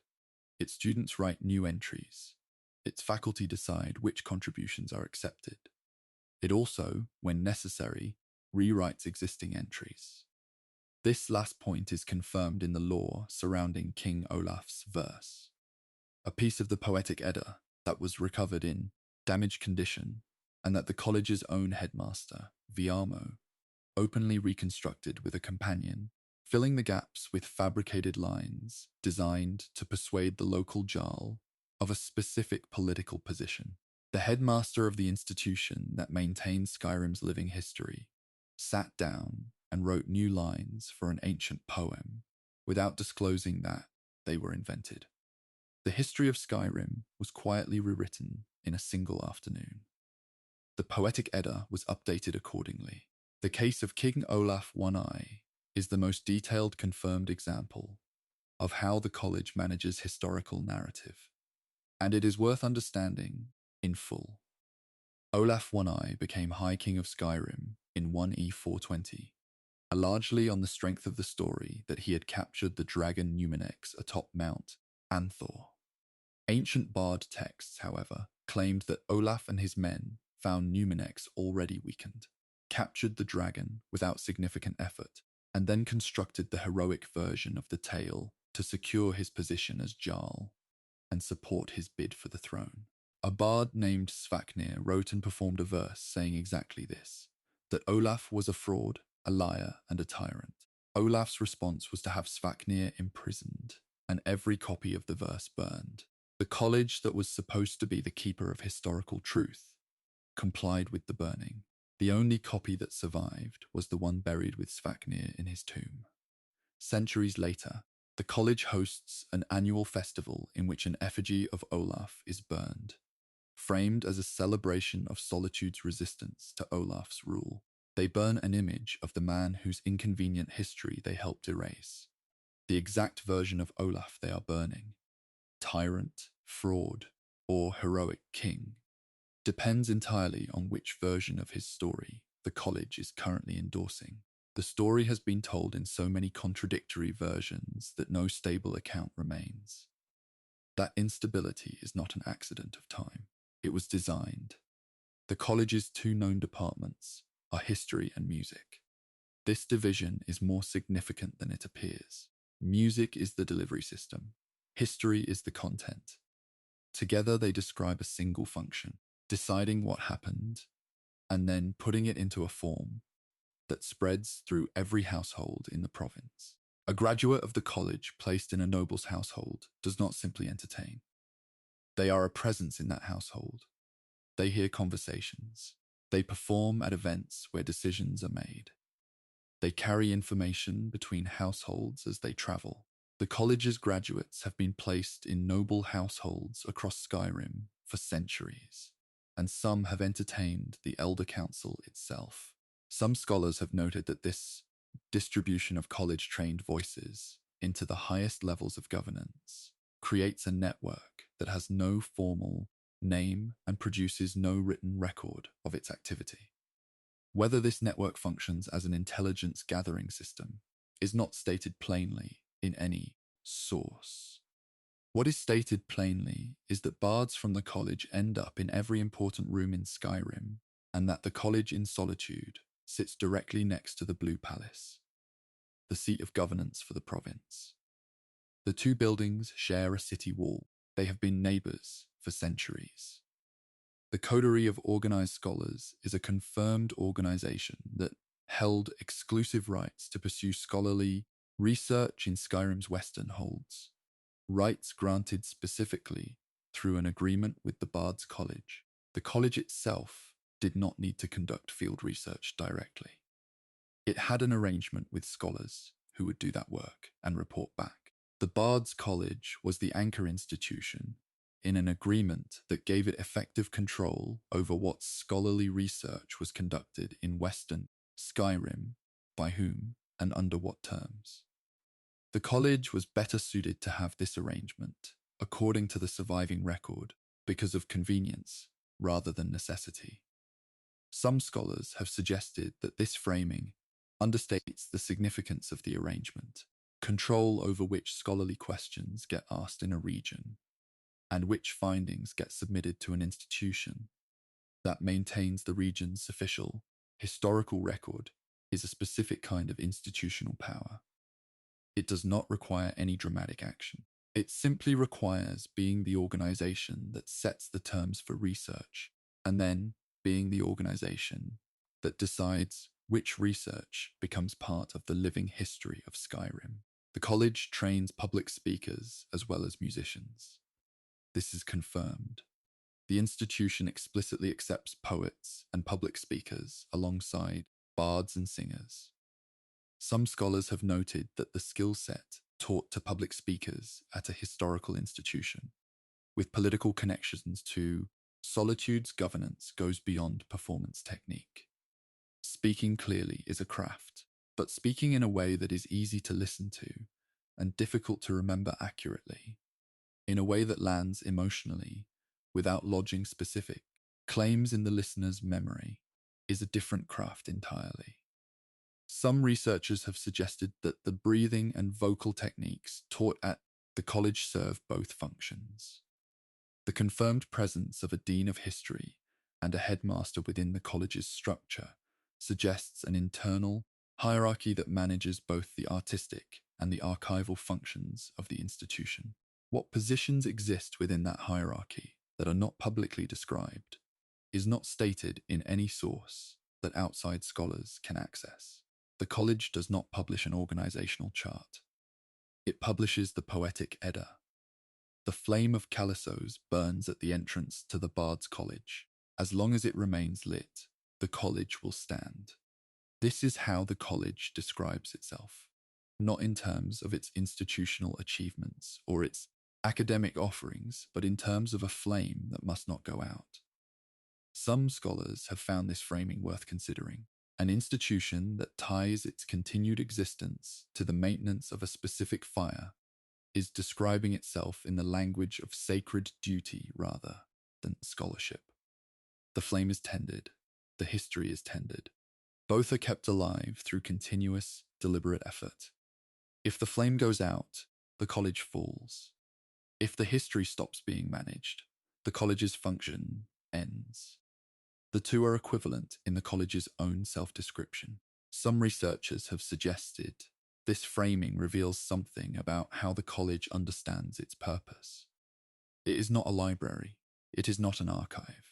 It is a living institution that keeps a specific fire burning, both literally and in the form of a specific version of Skyrim's past that it maintains against the erosion of time and the inconvenience of contradictory evidence. There is a line spoken by a bard at the college that appears in confirmed dialogue and is worth ending on. His name is Jorn. He says it directly, without apparent irony, to anyone who asks him about his work. He says, "Do you know who really makes history? The person who writes it." This is not a secret theory. It is not a suppressed observation. It is the stated professional philosophy of a member of the institution that maintains Skyrim's official historical record, trained by that institution, employed within its walls. The person who writes history makes it. The Bard's College has been writing Skyrim's history since the First Era. It wrote an Olaf One-Eye, who was a heroic dragon slayer. It allowed the copies of a verse calling him a fraud to be burned.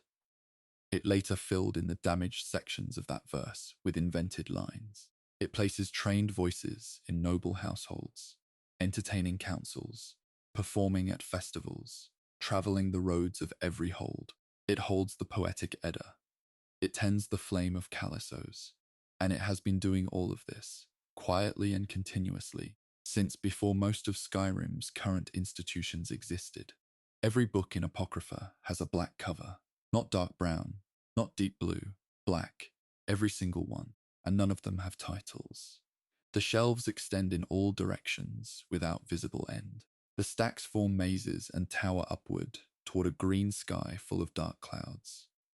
The sea beneath everything is black and moves constantly, full of things that are not entirely visible. Masses of mortal ghosts drift between the shelves, still reading, still searching for whatever knowledge they came to find. They have been searching for a very long time. Some of them have been searching since before the current era began. Apocrypha does not let them go. It simply keeps them and lets them keep looking, because in this place the search for knowledge and the prison of knowledge are the same thing. The laws of the mortal world hold no power in Apocrypha. This is stated plainly in confirmed law. What this means in practice is that the rules governing how reality behaves, cause and effect, the stability of space, the direction of time, the persistence of physical objects, function differently inside Apocrypha than anywhere in Tamriel. The black books used to enter Apocrypha are described as being of unknown origin. Their materials are carefully specified. Seeker ink that takes 10 years to brew. Paper pressed from trees that have never seen the sun. Covers derived from lurker leather. Binding threads from the spiral skein. These are not metaphors. They are documented production details from confirmed law. A black book is a physical object assembled from components that took a decade to prepare. using materials that cannot be replicated in the mortal world. The ink alone requires 10 years. What ink takes 10 years to make is not ordinary ink. What it is instead, what it does to the page it touches, or to the mind of the person who reads the marks it leaves, is not fully explained in any source available to outside scholars. It is seeker ink. The seekers brew it. The purpose is the book. The book is the door. The black books contain information from both the ancient past and the far future. This is confirmed in multiple sources. Neloth, the Dunmeri master wizard who studied the books extensively, states plainly that some were written long ago, and others could be from the future. That time appears to be more malleable for a Daedric prince of fate and destiny. The Infinite Archive, which is a sub-realm nested within Apocrypha, is described in confirmed lore as recording events that were or could yet be. It holds historical accounts of things that have not happened, potential futures captured in writing before they occur. What this means for the broader library of Apocrypha is worth thinking about carefully. If the archive records futures that have not yet arrived, and if black books can be produced from the future, then some of the books sitting on Apocrypha's shelves right now contain accurate information about events that have not yet occurred in Tamriel. Those books are on the shelves. They sit there the way every other book sits, untitled, black cover, in a maze of identical, untitled, black-covered volumes that extends without visible limit. The question of how to find a specific one, a book that describes a specific future event, is precisely the question that the library's architecture seems designed to make impossible to answer by anyone other than its master. The Panopticon is the most secure repository within Apocrypha. Its entrance moves constantly. It never appears in the same location twice. The interior changes at random. Nothing inside conforms to mortal understanding of space. It holds information that Hermaeus Mora considers too dangerous or too revealing to be trusted to anyone but himself. The confirmed description says the secrets inside the Panopticon are too precious to be known by anyone but Hermaeus Mora himself. The hushed guard it, mortals who were once scribes, who became lost in Apocrypha, and who over time were transformed into something that serves the realm's purposes. Spending too long in the Panopticon drives mortal minds insane, according to confirmed accounts. Even watchlings, Daedric servants of Mora, can be driven to madness by what is held inside, though the effect takes centuries to fully develop in their case. What the Panopticon holds that is specifically too dangerous, even for Mora's usual servants, is not described in any public source. The one confirmed fact is that it exists. It moves so no one can find it twice, and it holds the things that the master of all forbidden knowledge has decided even he should not easily access. Apocrypha is described as incomprehensible to mortals who have been lured into its unseen depths. The confirmed phrasing is specific. It is not just difficult or disorienting, it is incomprehensible. Partially, this is because the laws of the mortal world hold no power there, but partially it is because the scale and nature of what the realm contains exceeds what a mortal mind was shaped to hold. The mage Morian Zenus famously entered Apocrypha during his documented voyages through Oblivion. He did not return. His fate is confirmed in Elder Scrolls lore. He disappeared within the realm. He is believed to be one of the ghosts still drifting through the stacks, still searching. Some scholars have noted that this outcome, a deeply learned mage, one of the most accomplished scholars of his era, permanently lost in a library, says something specific about Apocrypha that goes beyond the obvious dangers of Oblivion. The realm did not kill Morian Zenus. It absorbed him. He continues to exist inside it, still in pursuit of the knowledge he entered to find. The library did not refuse him. It simply never let him finish. Some researchers have proposed that this is the mechanism by which Apocrypha grows, not through construction but through retention. Every mortal who enters and does not leave becomes part of the collection, Their search, their remaining desire, their endlessly deferred understanding. All of it folds into the library's permanent record. The sky of Apocrypha is green, not pale green. The confirmed descriptions consistently say the green sky illuminates the stacks from above, a shifting, cloud-filled canopy that produces the specific light under which all reading in the realm takes place. This detail has no parallel in any other Oblivion realm described in the Elder Scrolls record. No other prince's realm has a green sky. Cold Harbor burns, Moon Shadow glows silver. The hunting grounds are open under a sky that shifts between day and dusk. Apocrypha's green is specific.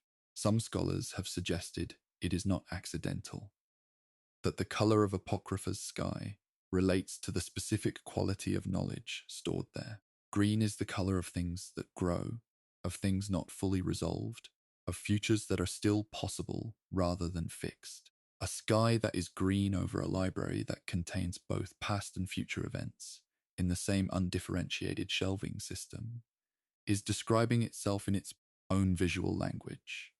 The books do not tell you whether the information inside them is past or future. The sky above gives no indication either. Everything in Apocrypha looks the same. Everything in it has equal standing. Forbidden knowledge from 1,000 years ago and forbidden knowledge about tomorrow sit on adjacent shelves under the same green light. Hermaeus Mora himself stated something in a confirmed account that deserves more attention than it typically receives. When asked about the connection between Apocrypha and Nirn, he said, "If Apocrypha falls, Nirn will cease to exist." He said this plainly, in direct dialogue, not as a threat, as a fact about the structure of reality. Nirn's continued existence depends on Apocrypha's continued existence. Some scholars have found this statement deeply worth examining. The standard understanding of Oblivion realms is that they are extensions of their ruling prince, personal domains shaped by and dependent upon the specific Daedric intelligence that governs them. If Apocrypha fell, by that logic, only Mora's realm would cease, not Nirn itself. But Mora's statement implies something different. It implies that Apocrypha is not simply his personal domain. It implies that Apocrypha is structurally load-bearing for Nirn, in a way that goes beyond any other Oblivion realm. Some researchers have used this statement as the basis for a speculative theory, that Apocrypha may not be something Mora created, but something he found. That the endless library predates him, that it exists as a natural feature of the Orbis, a place where all knowledge accumulates, because the universe itself requires somewhere for that accumulation to go, and that Mora did not make Apocrypha but moved into it, claimed it, and became its master the way a person becomes the resident of a very old house. The house existed before them. It will exist after. They are not the building. They are merely the current occupant. The ciphers of the Eye are mortals who live in Apocrypha voluntarily. They exist there with Hermaeus Mora's blessing, in a settlement called Ciphers Midden. At the center of the realm, they operate under a specific social contract. No cipher has authority over another. The only law is that of Mora, and Mora takes no interest in their daily interactions. They cooperate by custom rather than by rule. Some scholars have noted the specific character of who ends up in Ciphers Midden versus who ends up among the hushed. Those mortal scribes who became lost in Apocrypha and were transformed into something that guards the Panopticon. The ciphers arrived on something like terms. They were brought by Mora and exist with his acknowledgement. The hushed arrived through their own seeking and lost themselves in the process. What distinguishes a mortal who can survive Apocrypha from one who cannot? What quality allows someone to exist in the realm as a cipher rather than dissolving into the hushed is not spelled out cleanly in any source. But the distinction exists and is confirmed. Apocrypha does not treat all mortals the same. Some it keeps with a kind of recognition. Others it keeps without one. The library accepts everyone who enters it. How it chooses to file them is a different question. The Red Guards are not travelers in Skyrim. They pass through, they trade, they work as mercenaries, they move on. That is how most people in the Hold see them. Visitors from Hammerfell, capable with a blade, not particularly interested in staying. What this view misses is the depth of what the Yokudan warrior tradition actually is. It does not simply produce skilled fighters. It produces people for whom the sword is a cosmological object, an extension of the soul, a connection to the dead, a link to a specific afterlife. When a Yokudan warrior passes through Skyrim's mountain passes and cold cities, they carry centuries of that tradition with them. Some of it stays, not always visibly, not always with a name attached, but it stays. The Shihai is the foundation of the Yokudan sword tradition. It is a spirit sword, a blade formed from pure thought, summoned from the martial soul of the warrior who creates it. The confirmed lore is specific about what it means to achieve the Shihai. It is not a simple magical technique. It requires years of physical and mental discipline following the way of the sword. A philosophy of blade mastery that the Yokudans brought from their ancient homeland across the sea. The greatest sword singers who achieved mastery of the Shihai were known as Ansei, the sword saints. The most accomplished of them was Frandar Hunding, who wrote the Book of Circles, a manual of sword wisdom that, centuries after his death, still sat in an alcove near the hearth of every Redguard household in Hammerfell. The Shihai tradition eventually died out. By the Second Era, most Redguard swordsmen believed the spirit sword was a myth. By the Third and Fourth Eras, very few had ever seen one. The cause of the Ansei's disappearance is not explained in any surviving source. Some scholars have noted that an ability born of pure martial spirit, practiced across centuries, does not simply evaporate from the world. It becomes embedded in things, in the forms of training, in the muscle memory of people who learned from those who knew. Some researchers have proposed, as a fan theory, that certain enchanted blades found in Skyrim's ruins carry something of the Shihai tradition in their structure. Not a spirit sword itself, but a residue of the specific intentions and disciplines of their previous owners, preserved the way a tool preserves the habits of the hands that shaped it. The walkabout is one of the most confirmed concepts in Yokudan cosmology. At its deepest level, it is the Yokudan understanding of how souls survive the destruction and rebirth of the world, moving at strange angles, through the turning of ages, bypassing annihilation by navigating differently than other souls.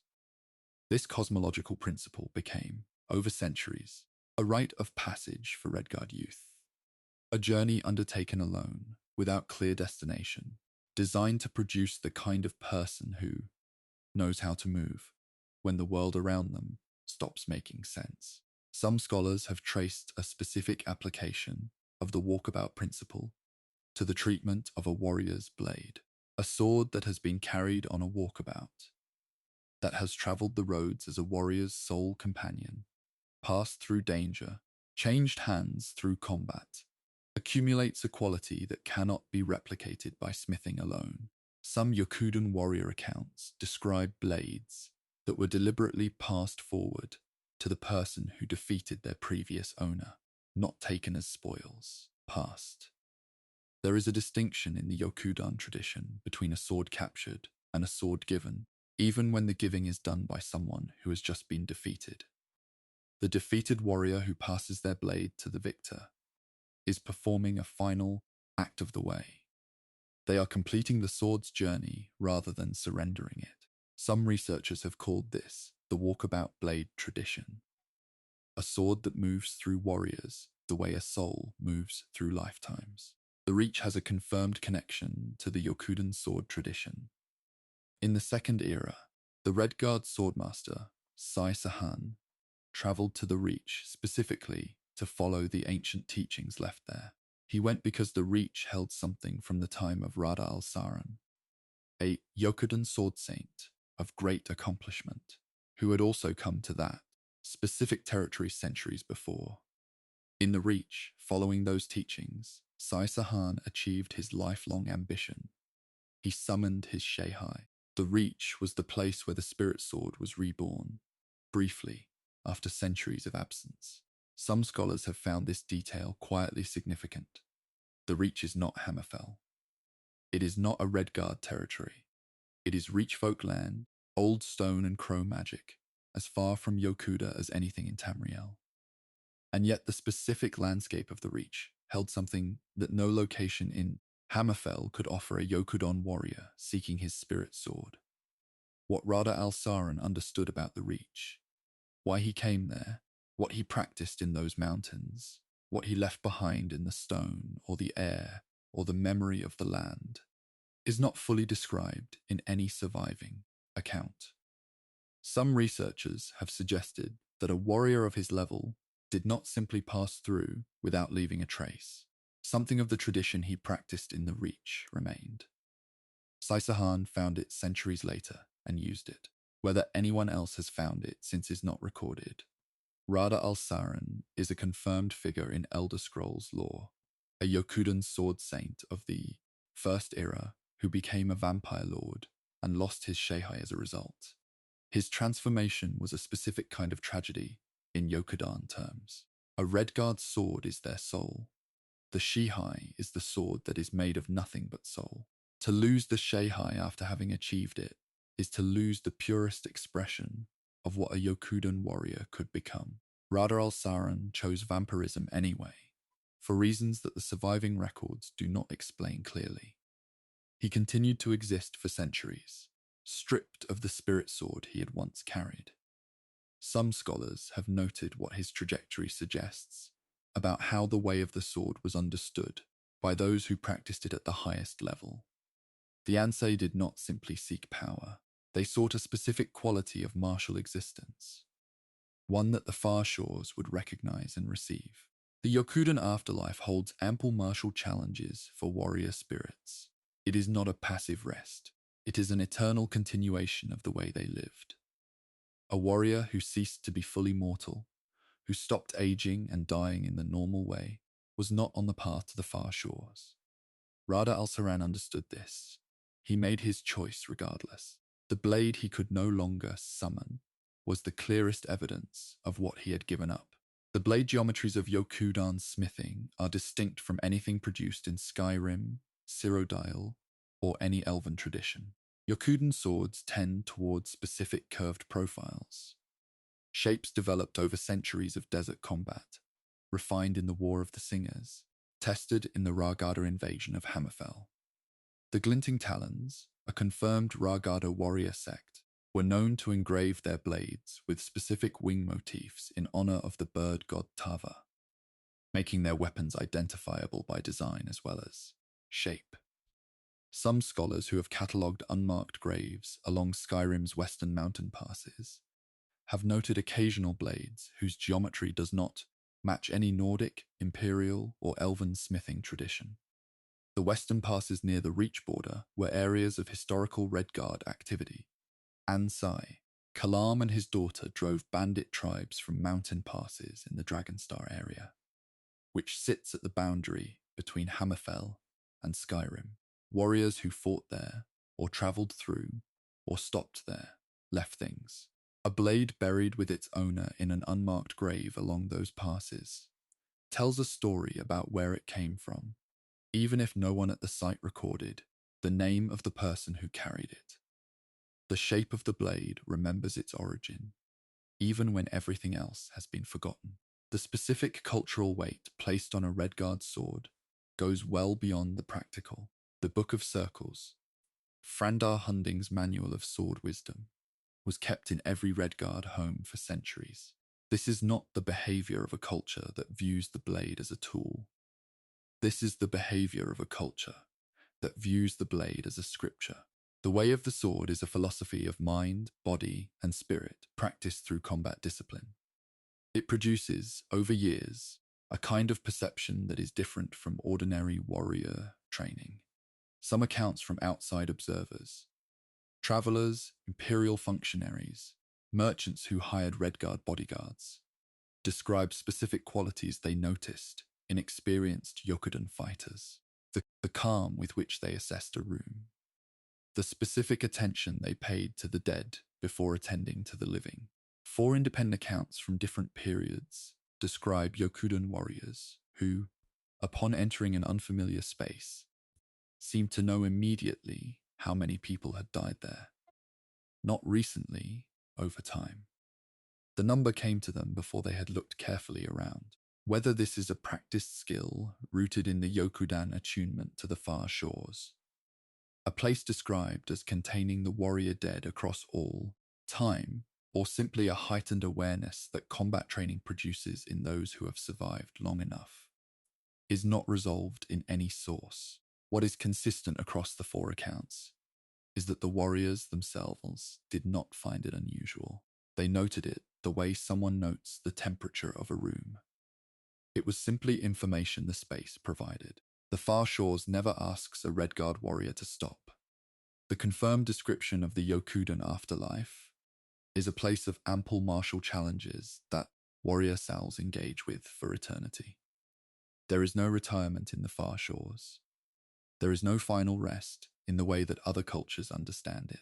There is only the continuation of the way, the same discipline practiced in life, carried forward into a place where the world has moved on, but the sword has not. Some scholars have noted that this specific understanding of afterlife shapes how a Yokudan warrior approaches everything they do while still alive. If the Far Shores is what waits, if the blade and the discipline and the challenge continue beyond death, then stopping early, setting the sword down, walking away from the way before your body fails, is not simply a personal choice. It is a failure to prepare. The Yokudan warrior who passed through Skyrim's holds, who worked as a mercenary, or a guard or a traveling swordmaster, was not simply a person earning coin in a foreign province. They were a person carrying a tradition whose endpoint was not death, but a specific quality of death that earned them the right to keep fighting on the other side. The swords they carried were the evidence of that intention, and the swords, some scholars have noted, outlast the people who carry them by a very long time. There is a word in the Elder Scrolls that most scholars have never read, and most of those who have read it preferred not to discuss it afterward. The word is chim. It is an ancient Elnofek sigil, from the language of the Elnofe, the beings believed to be the ancestors of all modern races. In that language, chim means royalty. It means starlight. It means high splendor. It is described in one confirmed in-game text as the secret syllable of royalty. It appears in the 36 Lessons of Vivek, a text that sits in the libraries of Morrowind and is accessible to any scholar willing to read it. Most scholars who encounter chim in those pages do not pursue it further. The 36 lessons are dense, strange, and often read as poetic exaggeration. Chim hides in them the way the most important things tend to hide. Not in a locked room, but in plain sight, inside language that most people decide not to take seriously. The 36 Lessons of Vivek are the primary in-game source that uses chim directly. Vivek receives the word from Molag Bal himself, in a passage where the Daedric prince gives it as a gift alongside a declaration that it is the secret syllable of royalty. The passage is extraordinary in context. It places the word at the center of a moment of transformation, but the lessons as a whole are written in a style that blends philosophy, myth, and what appears to be deliberate obscurity. Some scholars have treated the lessons as theological documents. Others have categorized them as historical fiction, as the self-created myth of a god-king rather than as a reliable account of cosmological truth. Some researchers have pointed out that this categorization is suspiciously convenient.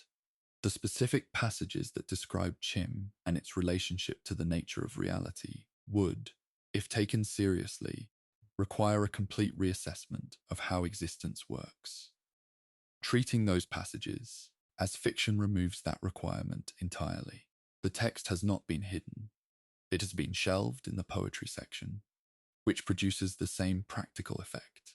The confirmed in-game meaning of chim involves understanding one's place in the structure of existence while maintaining individual identity.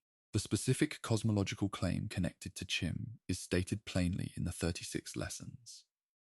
The waking world is the amnesia of dream. This is not a metaphor about sleep. It is a cosmological position. It means that the mortal world, everything that exists as solid, physical, and apparently real, is a state of forgetting. The world is a dream that has forgotten it is a dream. To understand Chim is to remember.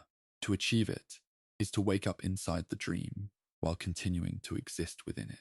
The consequence of failing to maintain individual identity during this realization is called zero sum. The person who understands that they are not real, that their existence is part of something larger that renders them individually non-existent and cannot hold on to themselves through that realization, simply stops existing. They are not killed. They are not destroyed. They cease to be a distinct thing. This is confirmed as the alternative to Chim. The path to Chim runs directly past an edge where everything ends. Most people who reach that edge fall. Talos is the most discussed case of Chim outside of Vivek in the Elder Scrolls record. The evidence for his achievement is confirmed in an in-game text. A passage quoted by Heimskr in Whiterun from the many-headed Talos contains Tibur-Stim's own voice saying, "I breathe now in royalty and reshape this land which is mine." The word royalty in that context carries the full weight of Chim's meaning. Royalty is what Chim means. Breathing in royalty is performing Chim, and reshaping the land is precisely what confirmed sources say Chim allows. Mankar Cameron, in his commentaries on the Mysterium Xarxes, states that those who know Chim can reshape the land, and references the home of the Red King once jungled. A note about Cyrodiil's changed landscape. Cyrodiil was described as jungle in earlier periods and appears as a temperate forest by the time of the Third Era. The change is real in the lore. The attribution is confirmed. Talos used something to rewrite the landscape. The text says royalty. Royalty is Chim. Some scholars have noted that this means the god most aggressively worshipped in Skyrim. The god the Empire's Concordat tried to erase from religion was not simply a great conqueror who ascended to divinity through worship and legend. He was a mortal who woke up inside the dream of existence while still alive, maintained himself through it, and then exhaled and changed the physical world through the act of breathing. What that makes him, exactly, is a question the Thalmor presumably also found inconvenient. The Sigic Order's relationship with Chim is not directly stated in confirmed lore, but some scholars have noted a structural overlap between what the Sigics study and what Chim requires. The Sigic approach to reality is described as operating beneath the formal categories of magic, prior to the named schools, at the level of what existence actually is before mortals assign it labels. Chim requires something similar. It requires understanding the structure of the Orbis, the totality of existence, including oblivion, Etherius, and Mundasus, as a single thing of which the individual is a part. The Sigic concept of the old ways treats knowledge of this underlying structure as the basis for their practice.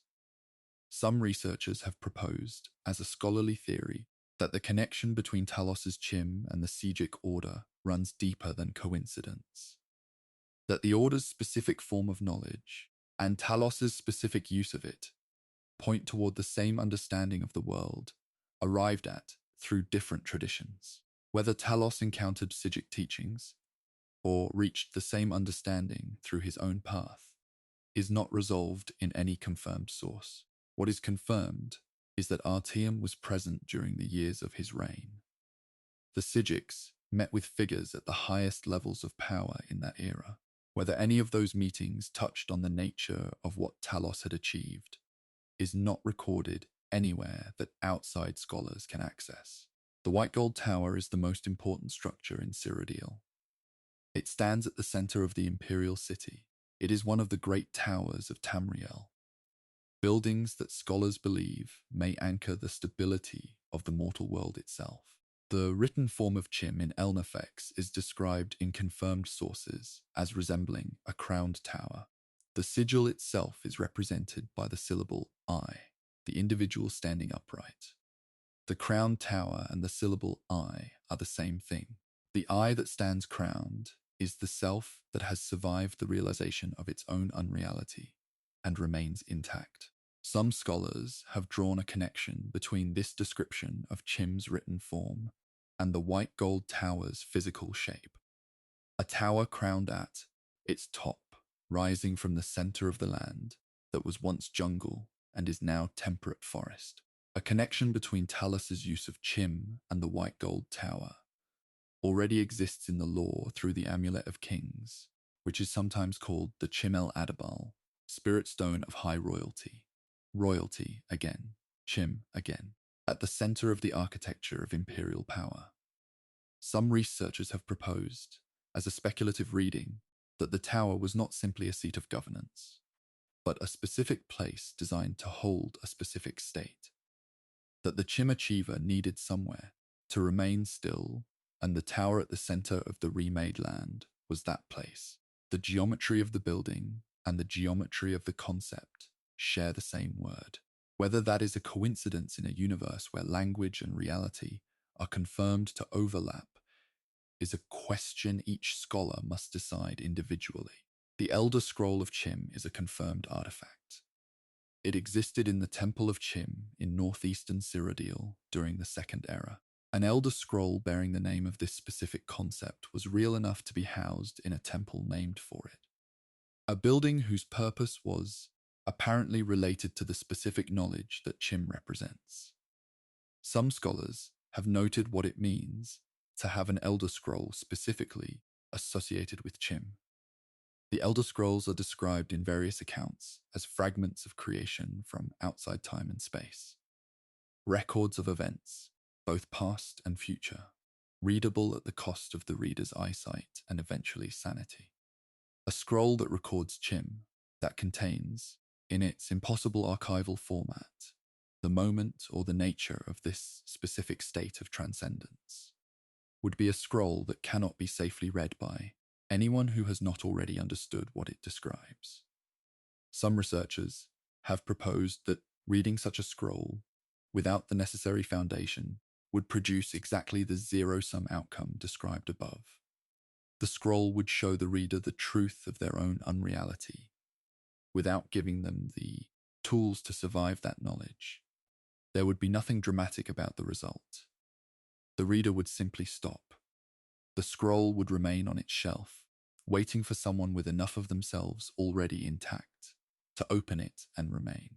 The concept at the center of Chim, that the waking world is the amnesia of dream, that reality is a dream in the process of forgetting itself, has a specific consequence for anyone who takes it seriously while remaining sane. If the world is a dream, then everything that has ever been built, fought over, won or lost, was built and fought and won and lost inside a dream. The empires are dream architecture. The gods are dream characters of enormous power and age. The prayers offered to them are addressed to beings who exist within the same dreaming as the person praying. And Chim, in this framework, is not transcendence of the world. It is the decision to remain inside the dream, fully aware that it is one. To love what is there with complete knowledge of what it is, and through that love to hold yourself together against the dissolution that full knowledge would otherwise produce. Vivek wrote about this. Talos breathed it into a landscape. The tower stands at the center of the changed land, shaped like the syllable that names the state. And in Skyrim, a preacher stands outside a market in Whiterun and quotes the words that describe it, and most people walking past assume he is simply very loud about religion. He is quoting confirmed cosmological evidence that the man worshipped as a god reshaped the physical world by breathing in royalty. Almost no one stops to think carefully about what that means. The idea in this way continues to hide exactly where it has always been. In plain sight, inside language that most people decide not to take seriously. The Sea of Ghosts is Skyrim's northern water, cold, grey, full of ice and mist. It is named for the souls of the dead, for the spirit of Ingol, Isgrima's son, who was lost in a storm crossing it. The sea that defines Skyrim's northern border was named for a specific grief. But the sea has another history that the Nordic naming does not contain. Ships have crossed cold water in both directions for thousands of years. Not all of them were Atmoran. Not all of them are accounted for in any bard's account. The Morma, the sea elves of the distant island continent of Pyandonia, are almost entirely absent from Skyrim's historical record. Their absence from that record does not mean their absence from the water. The Morma are one of the most active maritime civilizations in Tamriel's entire history. In confirmed Elder Scrolls lore, there was almost no year in the First or Second Era when Morma ships were not raiding someone's coastline. Their primary target was Somerset. They held a burning hatred for their Altmeri cousins and attacked the Somerset Isles relentlessly across 2 full eras of recorded history. Their king Orgnum was an immortal Aldmer noble who had been exiled from the original Aldmeri homeland of Aldmeris in the ancient past. He led his people through centuries of failed invasions. They were driven back each time. They returned the following year. Some scholars have noted what this pattern implies about Morma maritime capability. A civilization that can reach Somerset and fight pitched naval battles there, repeatedly, across centuries, is a civilization with the navigational range to go farther north, if it chose to. Pyandonia sits southwest of Somerset. Skyrim's northern coast sits far to the northeast. Whether Morma ships ever chose to range that far, whether they passed through the waters that would eventually be called the Sea of Ghosts, is not confirmed in any surviving record. What is confirmed is that the Morma are capable of long-range maritime travel, and that their history contains only the raids that the people they attacked chose to record. Serpent magic is the confirmed hallmark of Morma warfare. They tame sea serpents and use them as war beasts and mounts. Their most feared warriors, the Leviathans, are described in Elder Scrolls lore as something between a sea elf and a sea serpent, beings transformed through ancient sorcery into something that moves in the water like a serpent and walks on land with a predatory, hunched posture. The connection between the Morma and the serpent is theological as well as military. Their king Orgnum has been theorized by some scholars to be connected to the Yokudan concept of Satakal, the serpentine god of everything who consumes and recreates the world in cycles. Whether Orgnum is an aspect of that force, or simply a very old immortal who learned to draw power from serpent magic in his long exile, is not resolved in confirmed lore. What is confirmed is that the serpent is central to everything the Morma are. Their ships navigate using sea serpents. Their warriors transform into serpent forms. Their theology runs through the serpent from its deepest level. Some scholars have pointed out that the snake motif, found in ancient Reach stonework, present in Skyrim's Western Territory, as discussed in an earlier chapter, shares a specific visual vocabulary with the maritime serpent imagery associated with Morma culture. The timing of the oldest Reach carvings and the periods of maximum Morma maritime activity overlap in ways that no official account has examined. The Morma did, at various points in the Second Era, establish temporary outposts and gain control of areas on the Tamrielic mainland. This is confirmed in Elder Scrolls lore. These were not simply raiding parties that landed and left. They were positions held for periods of time before being driven out. The confirmed record focuses on their mainland activity around the Somerset, adjacent coasts, areas close to their primary target. But a civilization with the capability and habit of establishing mainland outposts, operating along coastlines, is a civilization that leaves physical traces, buildings, waste middens, the specific tool marks of their construction methods, stone arrangements. Some scholars have proposed that certain coastal ruins in Skyrim particularly those along the exposed northern coastline of Hafingr and the Pale, contain structural features that do not correspond to any known Nordic or Falmer building tradition. The cold of the north preserves things. Ruins that might have eroded to nothing in Somerset's warmer climate could persist for much longer in Skyrim's frozen ground. No official survey of Skyrim's coastal ruins has specifically examined them for Morma architectural signatures. The absence of that examination is not proof that no such signatures exist. The Morma have their own name for the waters around their realm. In their language, the sea around Pyandonia is called the Sea of Serpents, the Serpent Wild, a name that reflects the creatures that patrol their waters and serve their king. Their naming of other bodies of water is not preserved in any accessible record. The Sea of Ghosts is a Nordic name for a Nordic grief. It records the loss of one man in one storm during one return journey from Atmora. The ghosts it names are the Atmoran dead, the specific spirits associated with the crossing that shaped Skyrim's founding history. Some scholars have noted that a sea which has been navigated by Morma ships, if it has been, would carry a different name in Morma maritime tradition. What that name might be and what history it would encode is not recorded in any source that outside scholars can access. A sea can carry many names, one layered over another, each one remembering a different group of people, crossing the same cold water for different reasons. The Nordic name is the one that survived in Skyrim's official record. It survived because the Nordic account is the one the Bard's College preserved and repeated. Other crossings, if they happened, would require other records. Those records would need to have been kept by the people who made those crossings, and the Morma have not been known to share their maritime history with outside institutions.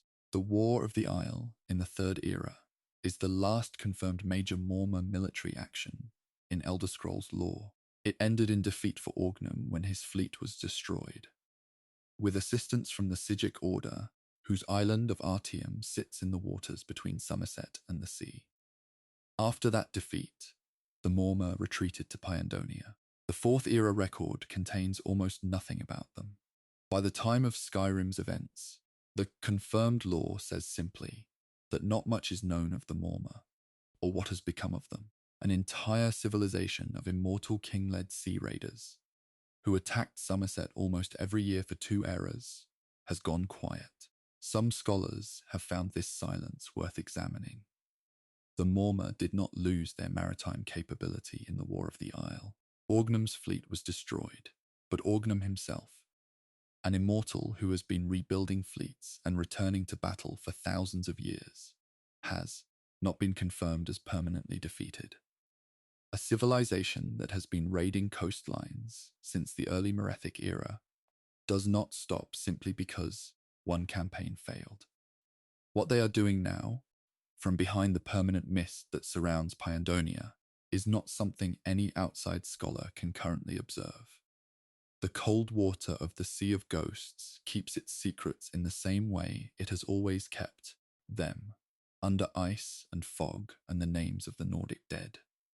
The specific quality of the Morma as a people, their chameleon-like skin that can render them nearly invisible, their blank white eyes that carry no visible distinction between the iris and the sclera, their ears shaped like fins, their capacity to transform into serpent forms through ancient sorcery, makes them a race that is inherently difficult to account for in the records of the people they move among. They are confirmed to have been partially invisible when they choose to be. They are confirmed to have established and then abandoned mainland positions across Tamriel. Their king is immortal and their motivation is historical, rooted in an exile so ancient that its original context has been partially lost even in their own tradition. Some researchers have suggested that the difficulty of finding Morma traces in Skyrim's coastal history may not simply be a matter of distance or probability. It may be a matter of what they look like when they do not want to be seen. A people with chameleon skin, who understand the value of invisibility would not necessarily leave traces that look like Morma traces. They would leave traces that look like something else, or nothing at all. The Sea of Ghosts is cold and full of ice, and the Nords named it after their own grief. Whatever else has crossed it is a matter of what the sea remembers, and the sea has not been asked. The Sigic Order was involved in the defeat of the Morma fleet during the War of the Isle. This is confirmed in lore. The Order appeared alongside Somerset's kings and drove back Orgnum's navy.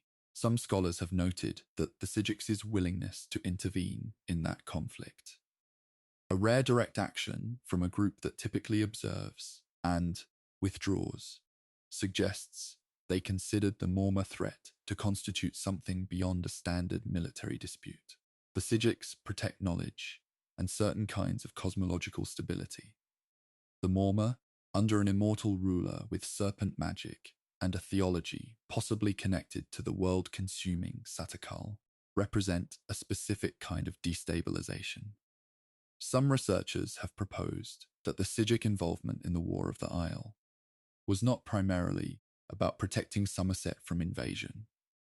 It was about preventing something the Morma were attempting to do through the invasion, something that the Sigics identified and acted to stop before it could be completed. What that something was has not been stated in any accessible source. The fleet was destroyed. The attempt, whatever it was, did not succeed. Artium withdrew. The mist settled back over Pyandonia, and the cold northern sea kept its usual quiet. There are Argonians in Skyrim. They work in Riften's marketplace, serve in the Thieves' Guild, trade in goods from distant provinces. They are noted in the holds primarily for what they are not Nords, not welcome in some places, not fully understood by anyone who has not spent time in Black Marsh. Most people in Skyrim see the Argonians they encounter as individuals far from home. Some scholars have suggested this framing gets the situation exactly backward. The Hist recalls Argonians across entire continents when something important is about to happen. The Hist knows what is coming before it arrives. An Argonians in Skyrim is not necessarily simply far from home. They may be precisely where the Hist intends them to be. The Argonians call themselves Saxhleel. In their native language, Gel, this means people of the root. The name is not a metaphor about identity or heritage. It is a description of a literal cosmological relationship. Every Argonian born in Black Marsh has their soul shaped by a specific Hist tree. The soul was held in that tree before the Argonian existed. It will return to that tree when they die. The root is the beginning and the end of what an Argonian is. The name the Argonians use for themselves points directly at the source from which they come and to which they return. The name that outsiders use, Argonian, an imperial designation, points at nothing. It is a label applied by a government to a people it wanted to categorize. Some researchers have noted that this difference in naming reflects a deeper difference in how Argonians and outsiders understand what an Argonian actually is. To an outside observer, the Saxhleel are a reptilian race with unusual abilities and a connection to large trees. To the Saxhleel themselves, they are extensions of the Hist, mobile portions of a much larger mind that has been alive since before any other race in Tamriel existed.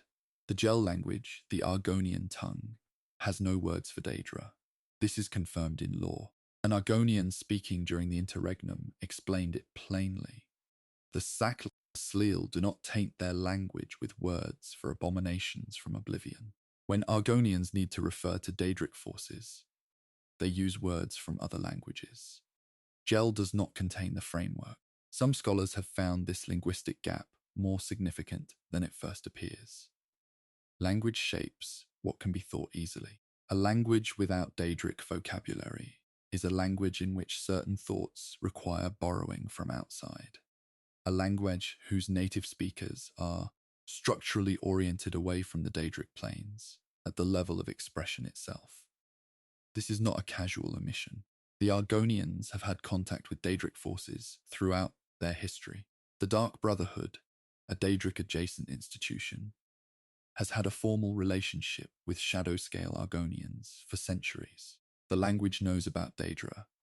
It simply refuses to hold words for them. Some researchers have proposed that this refusal is a Hist decision rather than a cultural accident.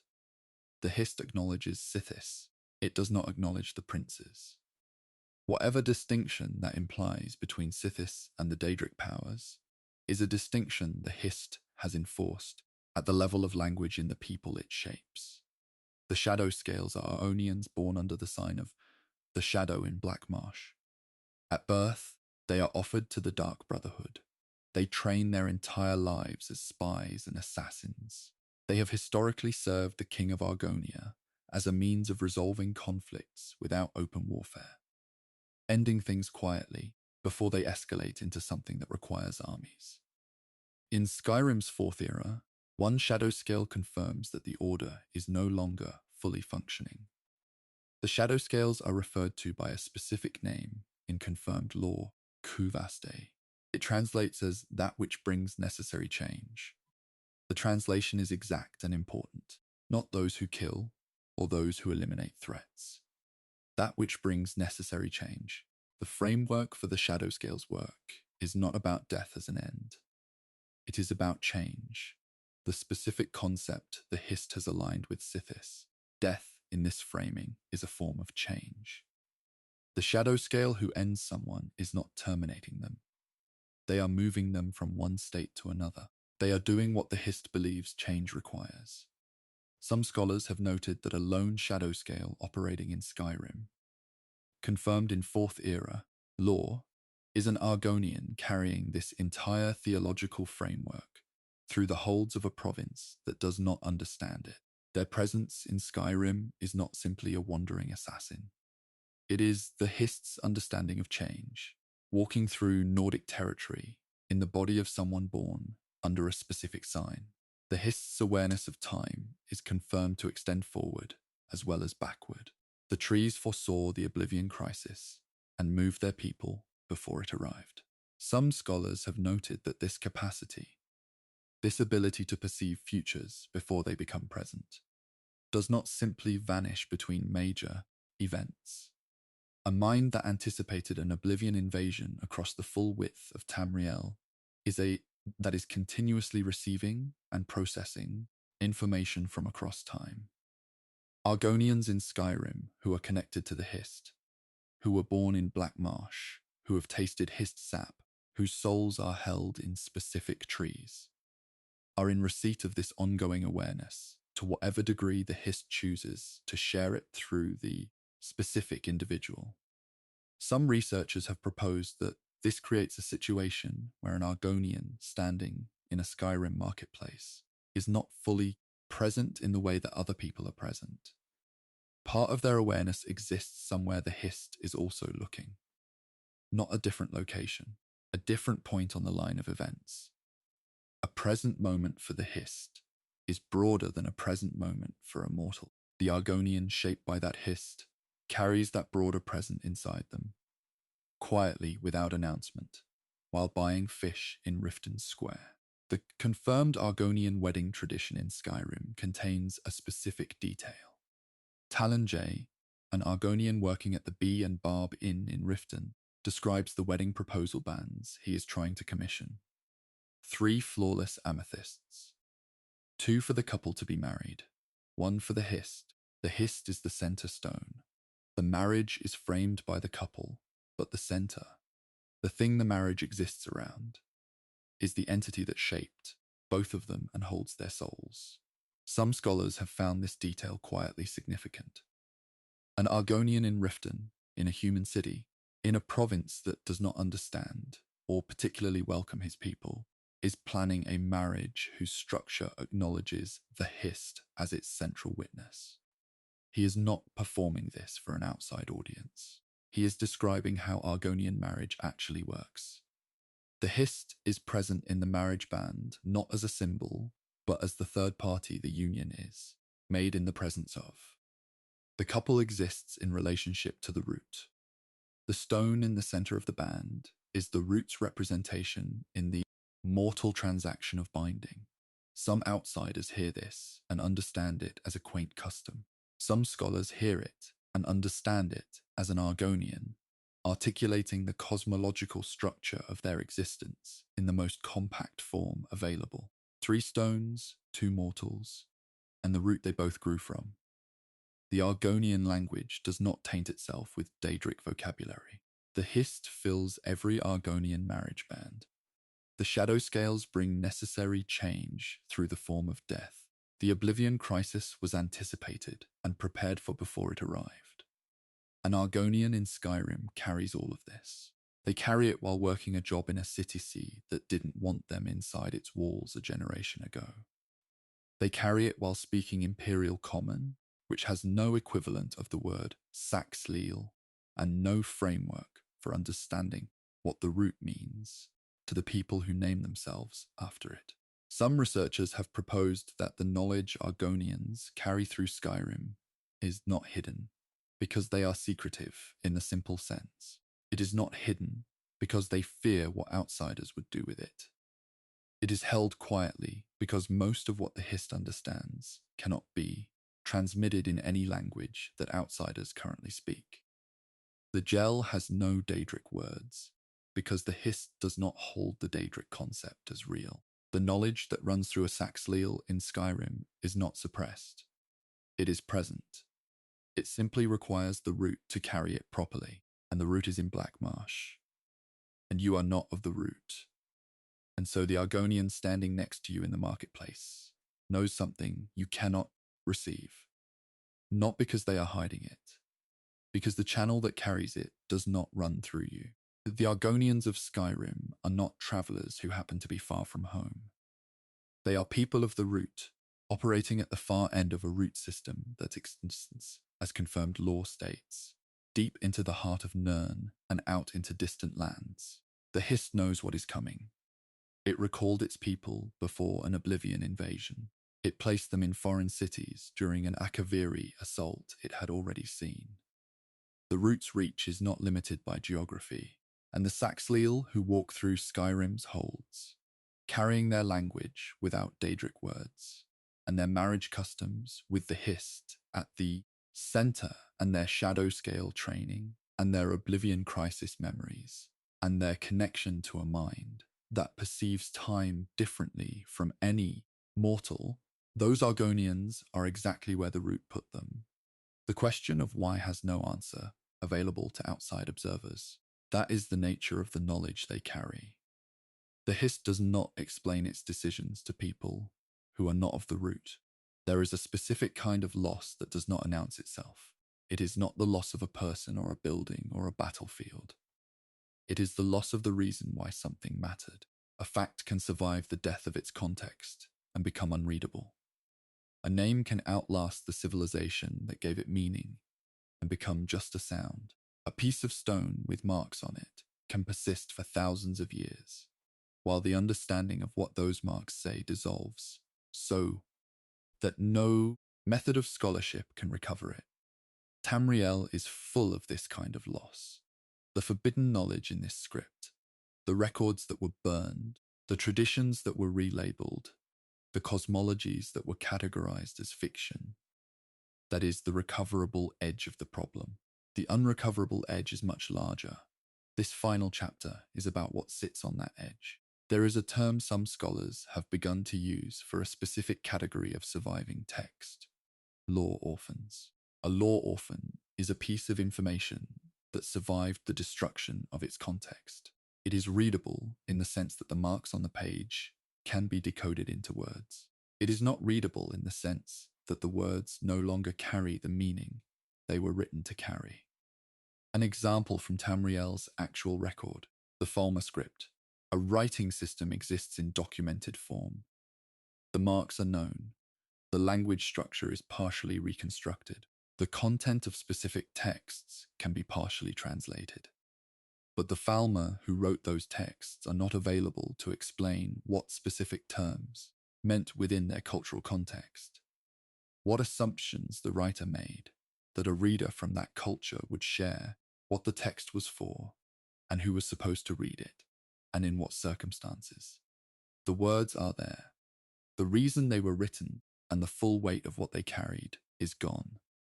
Skyrim is full of lore orphans. They sit in ruins and crypts and on the walls of caves. They are technically present. They cannot be fully heard. They speak in the way that a conversation heard through a stone wall speaks. Enough to know that something is being said, not enough to know what it means to the person saying it. The Elder Scrolls themselves are the most profound example of the lore orphan problem in Tamriel's history. They contain records of events both past and future. They are read at the cost of the reader's vision and eventually their sanity. The mechanism by which they preserve information and the framework within which that information makes full sense are not available to any mortal reader. A blind scholar who has read an Elder Scroll has experienced something, has received something real, but cannot fully convey what they received in language that non-readers can understand.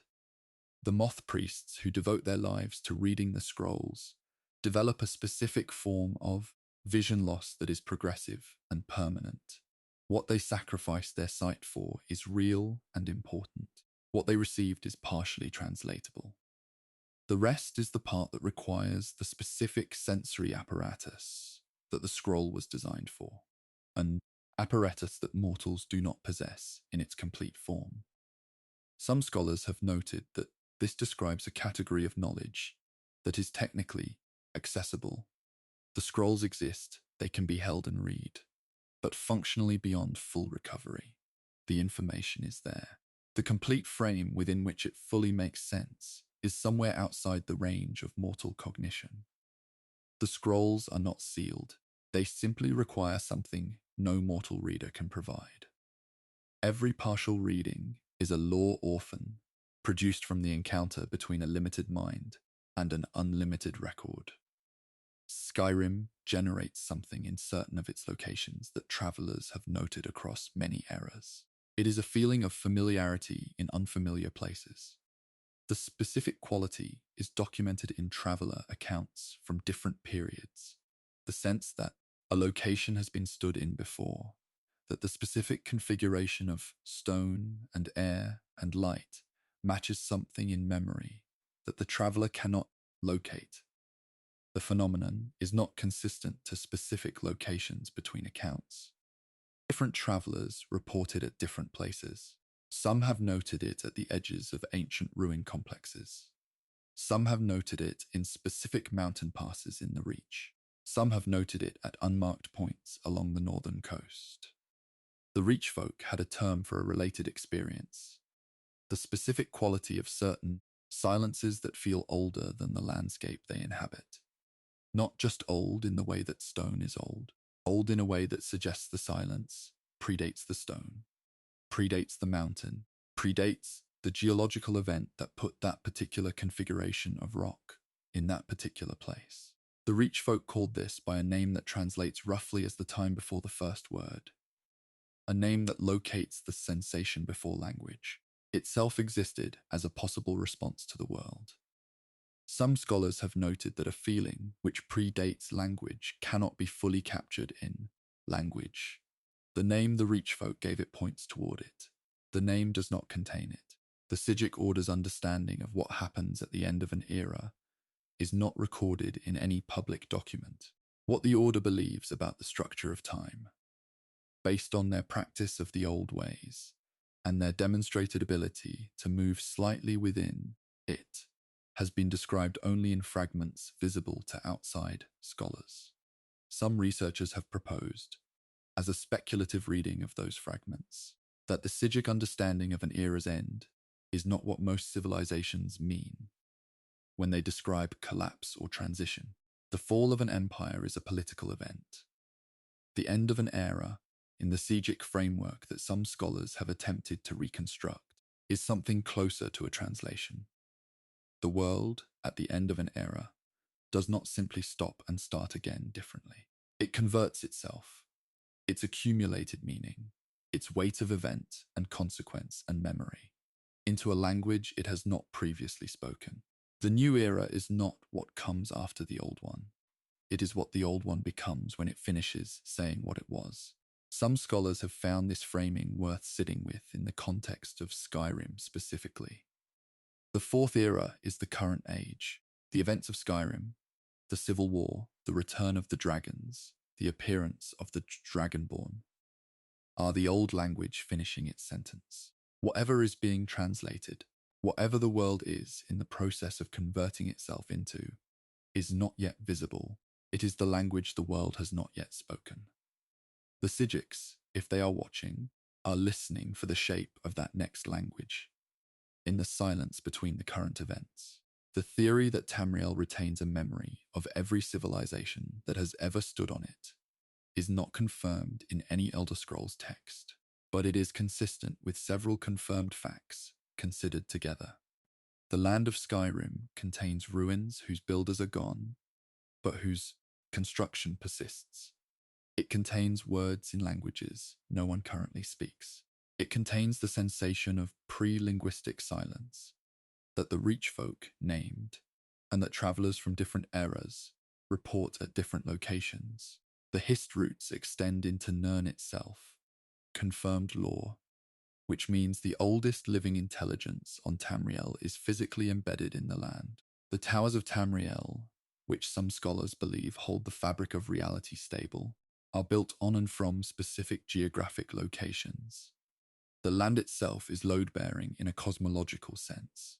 The Reach folk built according to the land's own geometry, following its curves rather than cutting across them, because they understood the land as something that had already chosen its shape for reasons that preceded any mortal decision.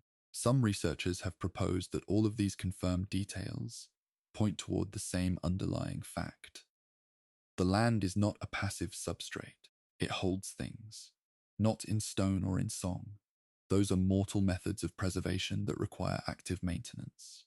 In something slower, Quita, available only to minds that are not moving quickly.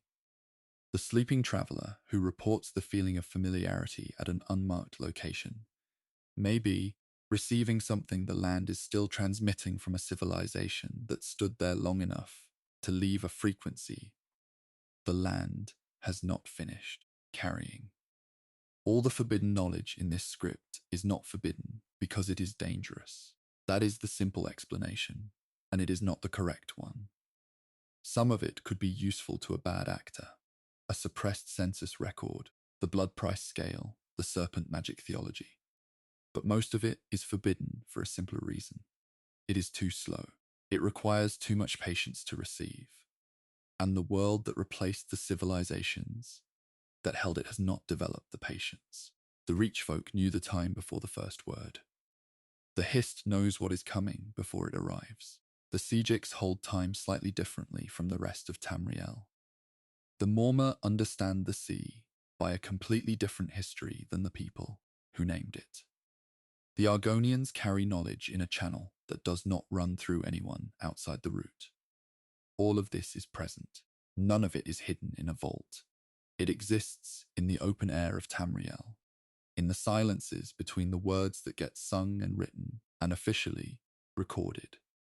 The world stopped listening before most of it was spoken.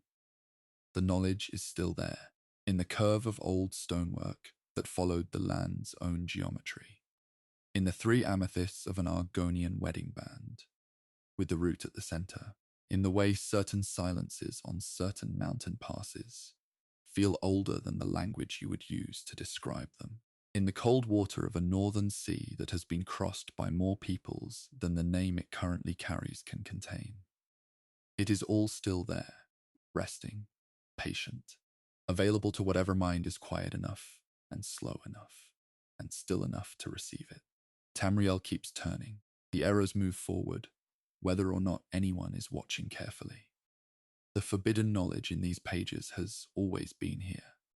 In the stones of the Reach, in the roots beneath Black Reach, in the sealed census records, and the stripped administrative language, and the song cycles that the bards college chose not to set to music. It was never lost. It was simply not followed. The world that did not follow it is the world that now calls it forbidden. Rest now.